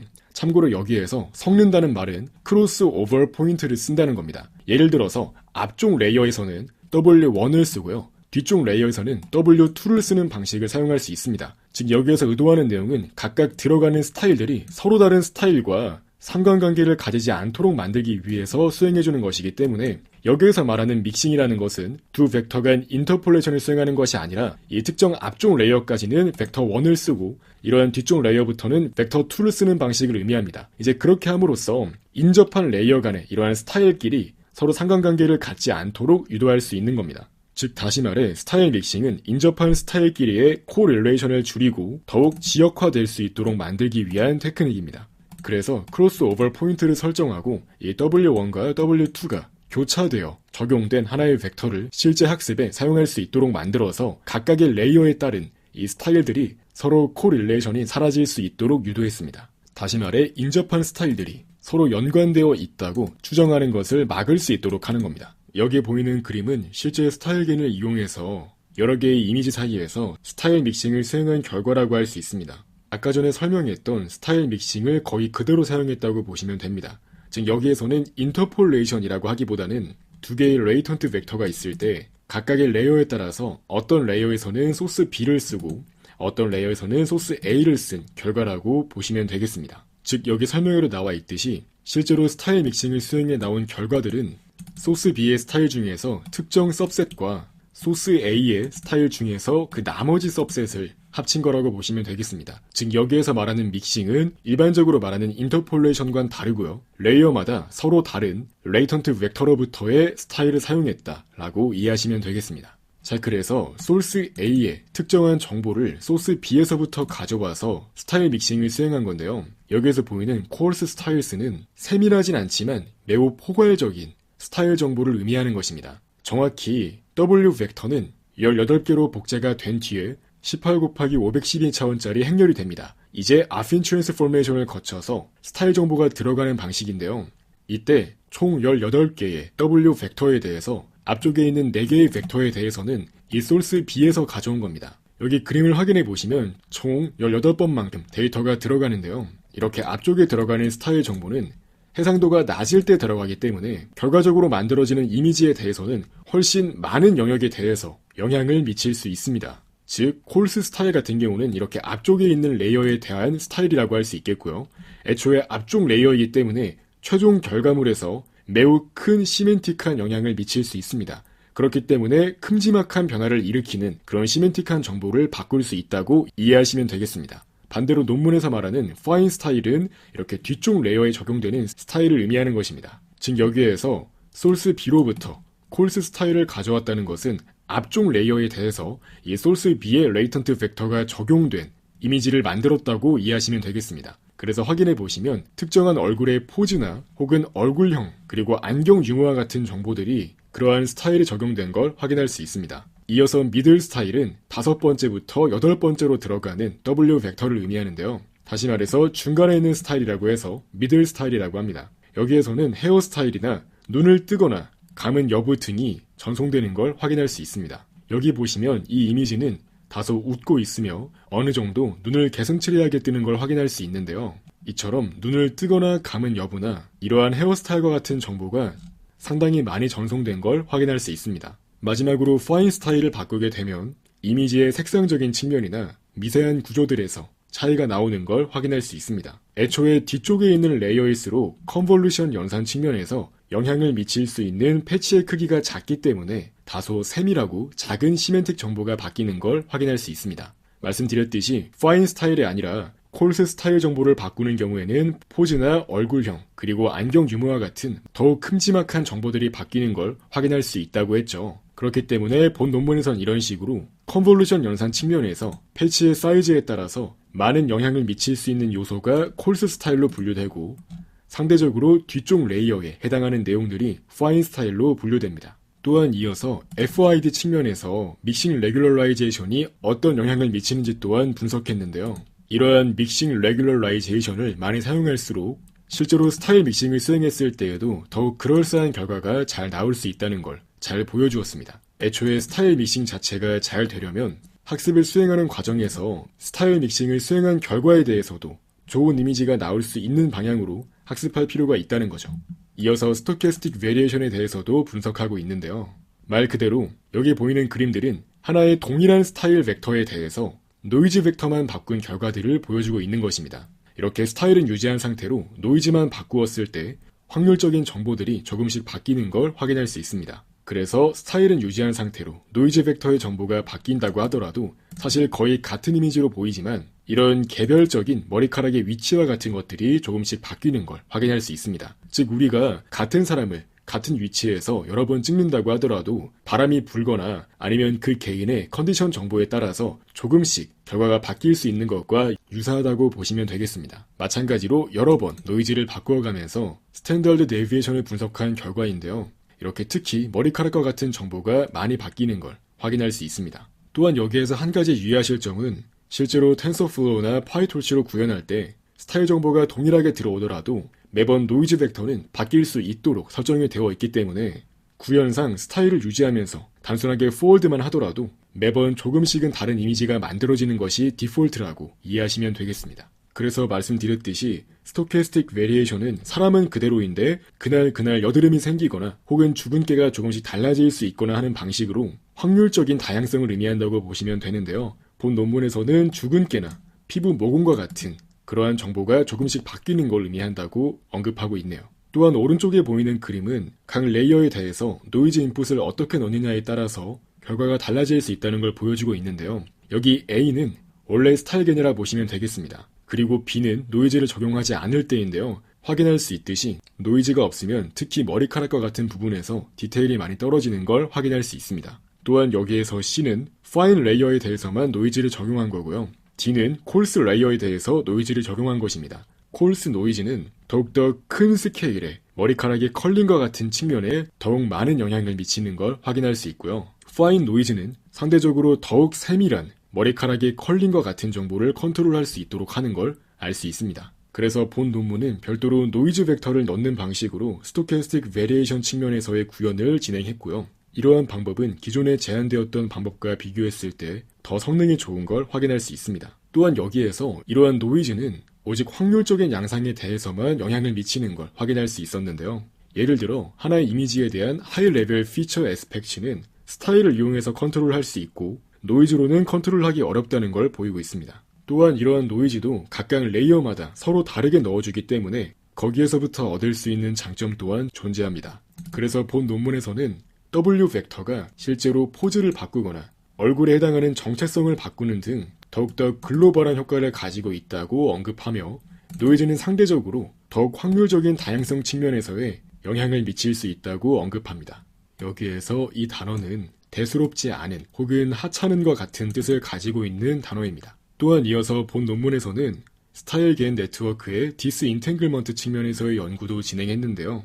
일반적으로 우리가 레이턴트 스페이스 상에서 디스인탱글드 되어 있다라고 하는 것은 대개 레이턴트 스페이스가 여러 개의 리니어한 서브스페이스로 구성되어 있을 때 대개 디스인탱글드 되어 있다고 말합니다. 다시 말해 일반적으로 디스인탱글먼트는 레이턴트 스페이스를 리니어한 서브스페이스를 갖도록 하는 걸 말하는 것이고 말 그대로 리니어하기 때문에 레이턴트 스페이스에 존재하는 두 개의 벡터를 뽑은 뒤에 그 두 벡터 사이에 인터폴레이션을 수행했을 때 훨씬 그럴싸하게 우리가 의도했던 특정한 피처만 바뀌는 방식으로 새로운 이미지를 얻을 확률이 높다라는 걸 의미합니다. 즉 개별적인 컨트롤이 실제로 특정한 팩터만 잘 바꿀 수 있다면 여러 개의 특징들이 잘 분리되어 있다고 말할 수 있는 거죠. 하지만 전통적인 방식에는 한 가지 문제점이 있었는데요. 일반적으로 레이턴트 벡터인 Z를 샘플링할 때 가우시안 디스트리뷰션에서 샘플링을 수행한다는 거죠. 이렇게 되면 팩터들이 완전히 디스인탱글드 되는 것을 배제할 수 있는 거죠. 즉 각각의 팩터들이 서로 얽히고 설켜서 분리가 되지 않기 때문에 컨트롤하기가 어려워질 수 있다는 겁니다. 자, 그래서 본 스타일겐 논문에서는 먼저 W 벡터로 매핑한 이후에 거기에서부터 그러한 W 벡터를 쓰기 때문에 디스인탱글먼트 측면에서 더욱 큰 이점이 있다는 것입니다. 자, 한번 여기 그림 A를 학습 데이터셋의 분포라고 해보겠습니다. 이때 이 세로축은 여자와 남자를 나타내는 피처의 축이라고 해보고요. 이 가로축은 머리가 긴 사람, 머리가 짧은 사람을 나타내는 특징에 대한 축이라고 해보겠습니다. 이때 우리가 갖고 있는 데이터세트에는 머리가 긴 남성이 없다고 해보자고요. 이제 이러한 데이터셋으로 학습을 진행했다고 하면 우리가 이러한 가우시안 디스트리뷰션에서 하나의 레이턴트 벡터를 샘플링해서 이미지를 만든다고 하면 어떻게든 가우시안 디스트리뷰션에 맞게 레이턴트 스페이스를 매칭시킬 것입니다. 이러한 방식을 쓰게 되면 어떤 문제가 발생할 수 있냐고 하면 필연적으로 피처들이 더욱더 많이 인탱글드 될 수밖에 없다는 겁니다. 확인해 보시면 여기 빨간색은 머리가 긴 여성이었고요. 여기 노란색은 머리가 짧은 남성이었어요. 이때 이 두 포인트에 대해서 인터폴레이션을 수행하게 되면 바로 이 중간 위치에서는 급격하게 이미지의 시멘틱한 정보가 많이 바뀔 수 있다는 겁니다. 지금 가정은 말씀드렸듯이 데이터셋에 머리가 긴 남성이 적다고 했을 때라고 보시면 되겠습니다. 즉 이런 식으로 우리가 가우시안 분포에서 샘플링한 데이터를 그대로 네트워크에 넣는 경우에는 각각의 특징들이 서로 얽히는 인탱글드 되는 문제가 발생할 수 있다는 거죠. 하지만 이렇게 먼저 W 스페이스로 매핑한 뒤에 여기에서 인터폴레이션을 수행하는 경우 상대적으로 덜 급격하게 이미지가 바뀌면서 굳이 가우시안 분포를 따를 필요가 없기 때문에 상대적으로 각각의 피처들이 잘 분리될 수 있는 형태로 학습될 가능성이 높다는 겁니다. 즉 다시 말해 W 벡터는 특정한 고정된 분포에 따라서 샘플링을 하도록 지원되지 않으며 학습된 매핑 네트워크인 F를 사용함으로써 의도치 않은 피처의 인탱글먼트를 더욱 예방하는 효과를 얻을 수 있다는 겁니다. 즉 인터미디엇 레이턴트 스페이스인 W에서 샘플링을 수행한 데이터는 고정된 디스트리뷰션에 따라서 샘플링할 것을 서포트할 필요가 없기 때문에 상대적으로 다양한 팩터들이 리니어하게 서브스페이스를 갖도록 만들 수 있다는 겁니다. 여기에서 unwarp는 왜곡되었던 혹은 비틀어졌던 어떠한 것들을 바로 잡는다는 뜻을 가지고 있습니다. 그래서 단순히 경험적으로 성능이 좋다라고 말하는 것이 아니라 이렇게 W 벡터를 사용할 때 정말 디스인탱글먼트의 이점을 얻을 수 있는가를 분석하기 위해서 평가 지표 또한 만들어내는데요. 사실 이전에 많이 사용되었던 방식들은 하나의 레이턴트 코드로 임베딩 해봄으로써 성능을 평가해보는 그런 방식이 사용되곤 했는데요. 이러한 방식은 본 네트워크에 적용하기에는 어렵기 때문에 새롭게 두 가지 평가 지표를 제안한다고 말하고 있습니다. 그중 첫 번째는 Perceptual Path Length고요. 이건 쉽게 말씀드리면 두 개의 벡터를 인터폴레이션 할 때 급격하게 변화가 일어나지 않고 스무스하게 데이터가 그럴싸한 상태를 유지하면서 바뀌는가를 측정하는 겁니다. 즉 다시 말해 얼마나 드래스틱하게 이미지가 바뀌는지를 측정해서 그렇게 바뀌는 정도가 낮을수록 더 성능이 좋다고 판단할 수 있는 겁니다. 상대적으로 레이턴트 스페이스가 덜 휘어 있다면 A랑 B를 인터폴레이션 할 때 더욱더 부드럽게 바뀌는 것과 같은 효과를 낼 수 있다는 겁니다. 그래서 일반적으로 어떤 이미지가 얼마나 인간이 보기에도 그럴싸한가, 즉 퍼셉추얼 로스를 측정하기 위한 척도로 많이 사용하는 것이 VGG 네트워크에서의 피처 값을 분석하는 방법인데요. 본 논문에서도 사전 학습된 VGG 분류 네트워크를 이용해서 퍼셉추얼 패스를 계산합니다. 공식은 바로 이거인데요. 실제로는 굉장히 간단한 공식입니다. 일반적으로 우리가 Z1과 Z2에 대해서 인터폴레이션을 수행한다고 하면 얼마만큼의 비율로 인터폴레이션을 수행할지, 정확히 중간에 어떤 지점을 뽑을지를 이 t라는 상수로 명시할 수 있는데요. 대개 인터폴레이션을 수행할 때 이 t는 0부터 1 사이의 값으로서 어디서부터 어디까지 두 이미지 사이에서 얼마나 섞을지를 명시할 수 있는 겁니다. 이때 여기에서 굉장히 작은 상수인 2를 이용해서 특정 포인트에서 굉장히 가까운 다른 포인트를 또 뽑을 수 있도록 하는 것입니다. 즉 Z1과 Z2를 인터폴레이션을 하되 특정 인터폴레이션 지점과 그 바로 옆에 있는 지점 사이에서의 샘플링된 결과에서의 퍼셉추얼 거리를 계산해서 두 이미지가 얼마나 많이 피처상에서의 변화가 있었는지를 분석할 수 있습니다. 즉 이러한 거리값이 작다는 것은 우리가 인터폴레이션을 수행할 때 이미지가 갑자기 막 이상한 형태로 바뀔 가능성이 낮다는 걸 의미하는 거고요. 본 논문에서는 바로 이러한 방식으로 퍼셉추얼 패스 랭스를 구할 수 있다고 명시합니다. 다만 두 가지 측면에서 모두 비교하는데요. 먼저 Z 벡터를 이용해서 보관법을 수행할 때, 그리고 W 벡터에서의 보관법을 수행할 때 각각을 비교합니다. 또한 레이턴트 벡터인 Z는 가우시안 디스트리뷰션에서 샘플링하기 때문에 인터폴레이션을 진행할 때는 스피어리컬 인터폴레이션을 사용합니다. 말 그대로 구면 선형 보관이라고 해서 두 개의 벡터 사이의 인터폴레이션을 수행할 때 구면을 따라서 천천히 중간 위치를 잡을 수 있도록 만드는 방식을 의미합니다. 반면에 W 벡터끼리 인터폴레이션을 수행할 때는 그냥 단순하게 선형 보관을 이용했다고 말하고 있습니다. 그래서 동일하게 인터폴레이션을 수행할 때 T 지점과 바로 인접한 지점에서 샘플링하여 얻은 두 이미지에 대하여 퍼셉추얼 디스턴스를 계산해서 로스를 구할 수 있다고 언급하고 있습니다. 그래서 이러한 퍼셉추얼 패스 랭스를 구해본 결과 W 스페이스에서 인터폴레이션을 수행할 때 훨씬 좋은 성능이 나왔으며, 이는 다시 말해 인터폴레이션을 수행할 때 급격한 변화가 적었다는 걸 의미합니다. 그래서 테이블 3번을 확인해 보시면 이와 같이 상대적으로 W 스페이스에서 인터폴레이션을 수행하는 게 훨씬 좋은 성능이 나오는 걸 확인할 수 있습니다. 여기에서 패스 랭스가 작다는 건 이미지의 급격한 변화가 적다는 거고요. 또한 여기에서 한 가지 기억하시면 좋은 점은 학습을 수행할 때 스타일 믹싱을 사용하지 않을 때가 더욱 패스 랭스가 높다는 걸 확인할 수 있습니다. 여기에서 믹싱은 말씀드렸듯이 일반적인 인터폴레이션과는 다르게 각각의 레이어에 들어가는 스타일 정보들이 서로 uncorrelated 될 수 있도록 만드는 것이 목표라고 했습니다. 그러한 측면에서 고려해 보았을 때 오히려 perceptual path length 측면에서는 어느 정도 레이턴트 스페이스 W에 대해서 왜곡을 발생시킬 수 있기 때문에 이러한 결과가 나온다고 이해하시면 되겠습니다. 아무튼 전반적으로 스타일 겐에서 이 W 스페이스에서의 인터폴레이션은 훨씬 더 자연스러운 결과를 만들 수 있는 것입니다. 그래서 이러한 결과는 본 논문의 주장에 대한 뒷받침을 해준다고 할 수 있습니다. 레이턴트 벡터인 Z에서 인터폴레이션을 수행하는 게 더 결과가 안 좋았기 때문에 레이턴트 벡터 Z의 경우에는 어느 정도 인탱글 되는 효과가 있기 때문에 이러한 결과가 나온다고 이해하시면 되겠습니다. 논문에서는 이어서 리니얼 세퍼러빌리티에 대해서도 설명하고 있는데요. 말 그대로 선형적으로 얼마나 잘 분리될 수가 있는가를 의미합니다. 이를 위해서 간단한 선형 분류기를 학습한 뒤에 그 선형 분류기에 따라서 서로 다른 특징이 얼마나 잘 구분되는가를 평가하였습니다. 즉 선형 분류기를 학습한 뒤에 엔트로피를 계산해서 레이턴트 벡터가 얼마나 선형적인 सब스페이스에 존재하는지를 확인할 수 있는 거죠. 자, 그래서 레이턴트 스페이스의 포인트가 하나의 리니얼 하이퍼플레인에 의해서 얼마나 서로 잘 분리될 수 있는지를 평가하는 척도를 제한합니다. 이를 본 논문에서는 세퍼러빌리티라고 표현하고요. 이를 위해서 간단하게 보조 네트워크를 하나 학습합니다. 여기에서 셀러웨이는 총 40개의 바이너리 어트리뷰츠를 가지는 데이터셋인데요. 각각의 이미지마다 남성인지 여성인지 웃고 있는지 웃고 있지 않은지 이러한 바이너리한 정보들을 40개씩 가지고 있습니다. 그래서 각각의 어트리뷰츠에 대해서 별도의 선형 분류기를 학습한 겁니다. 즉 어떠한 이미지가 들어왔을 때 그 이미지가 남자인지 여자인지 구분하는 하나의 선형 분류기가 학습되었다고 가정해 보겠습니다.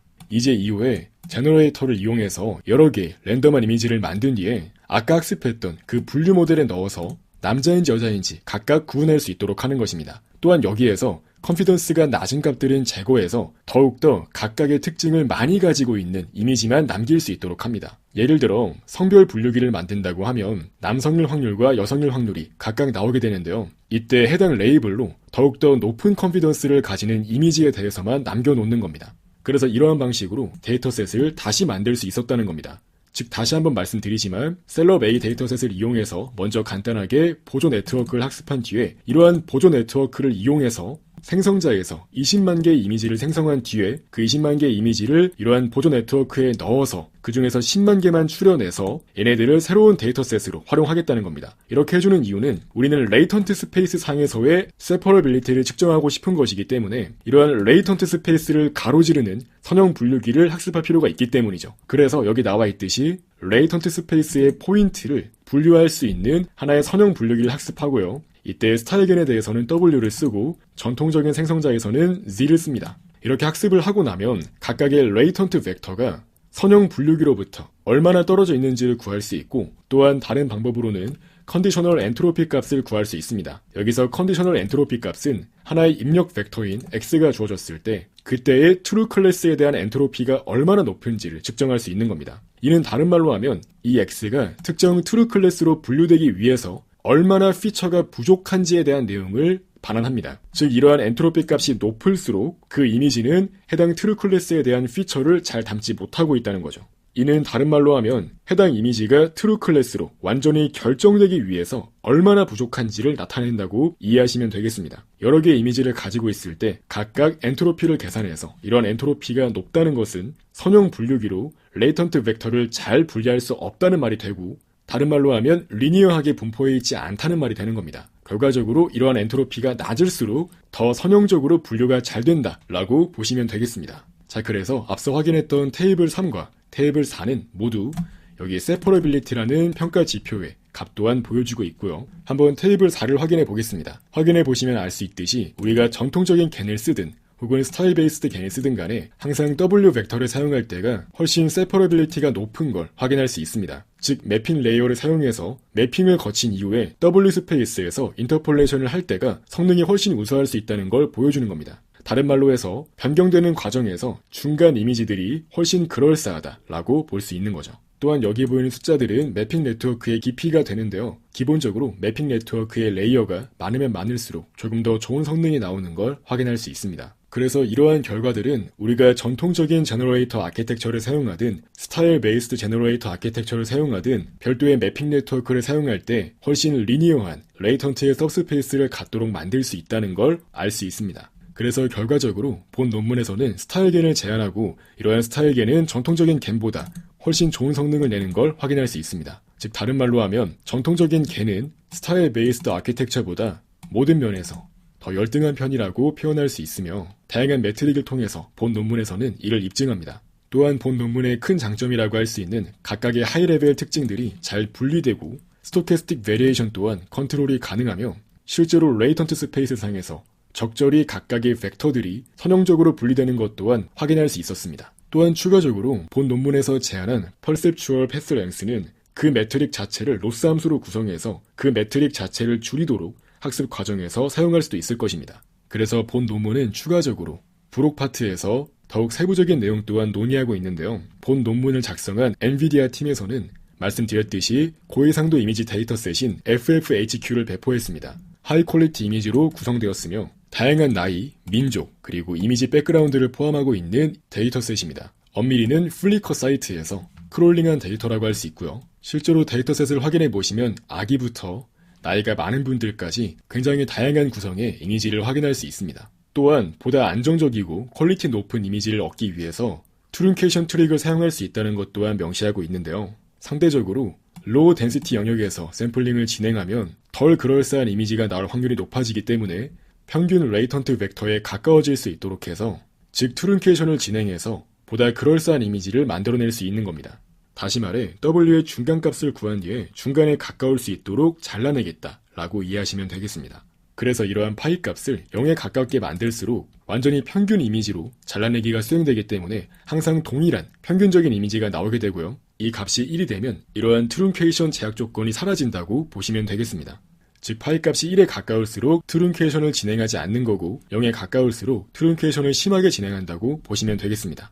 이어서 학습을 진행할 때 사용한 디테일한 하이퍼 파라미터와 학습 방법에 대해 설명하고 있습니다. 실제로 학습을 진행할 때는 테슬라 V100 GPU 8장을 이용해서 일주일 정도 학습을 진행했다고 하고요. 또한 원본 피직에는 프로그레시브하게 학습 과정에서 레이어를 추가해 나가는데요. 원본 논문에서는 4 곱하기 4 크기에서 출발하지만 본 논문에서는 8 곱하기 8부터 출발했다고 합니다. 또한 기본적으로 레이턴트 벡터인 Z와 W는 각각 512차원으로 같은 크기를 갖도록 만들고요. 다양한 세부적인 파라미터가 명시되어 있습니다. 또한 이어서 전통적인 방법과 본 논문의 스타일 베이스드 겐과 학습이 진행되는 과정에서 FID와 패스 랭스 측면에서 얼마나 차이가 나는지를 보여주고 있습니다. 확인해 보시면 FID는 완전히 수렴할 때까지 계속해서 감소하는 추세인 걸 알 수 있는데요. Perceptual Path Length는 해상도가 완전하게 1024 곱하기 1024에 도달한 이후에는 조금씩 계속 증가하는 걸 확인할 수 있습니다. 사실 이러한 양상은 FID가 증가함에 따라서, 즉 더욱 그럴싸한 이미지가 만들어질 수 있음에 따라서 Linearly Separable한 특징은 상대적으로 특징들이 더욱 인탱글드 될 수 있다는 점을 보여주고 있는 것입니다. 즉 일종의 트레이드 오프라고 할 수 있죠. 여기에서 come at the cost라고 하는 것은 어떠한 대가를 치르다 라는 의미를 가지고 있습니다. 즉 다른 말로 하면 트레이드 오프라고 할 수 있죠. 또한 추가적으로 LSUN 데이터 세트에 대해서도 평가를 진행했는데요. 여기 왼쪽에 보이는 그림은 LSUN 베드룸 데이터셋이고요. 오른쪽은 LSUN 자동차 데이터셋입니다. 본 논문 저자들은 FFHQ를 학습할 때와 마찬가지의 셋업으로 두 데이터 세트에 대해서도 학습을 진행했는데요. 학습을 진행한 이후에 확인해 보았더니 FFHQ를 이용해 학습을 진행했을 때와 유사한 속성들이 잘 드러났다고 말하고 있습니다. 예를 들어 베드룸 데이터셋의 경우 콜스 스타일을 변경하게 되면 카메라의 구도와 같은 정보가 바뀌게 되고 미들 스타일의 정보를 바꾸게 되면 특정 가구와 같은 정보가 바뀌며 파인 스타일을 바꾸게 되면 색상 변화나 재질과 같은 부분이 많이 바뀌는 걸 확인할 수 있습니다. 즉 일반적으로 데이터셋을 막론하고 파인 스타일은 세밀한 구조가 많이 바뀌는 걸 공통적으로 확인할 수 있는 겁니다.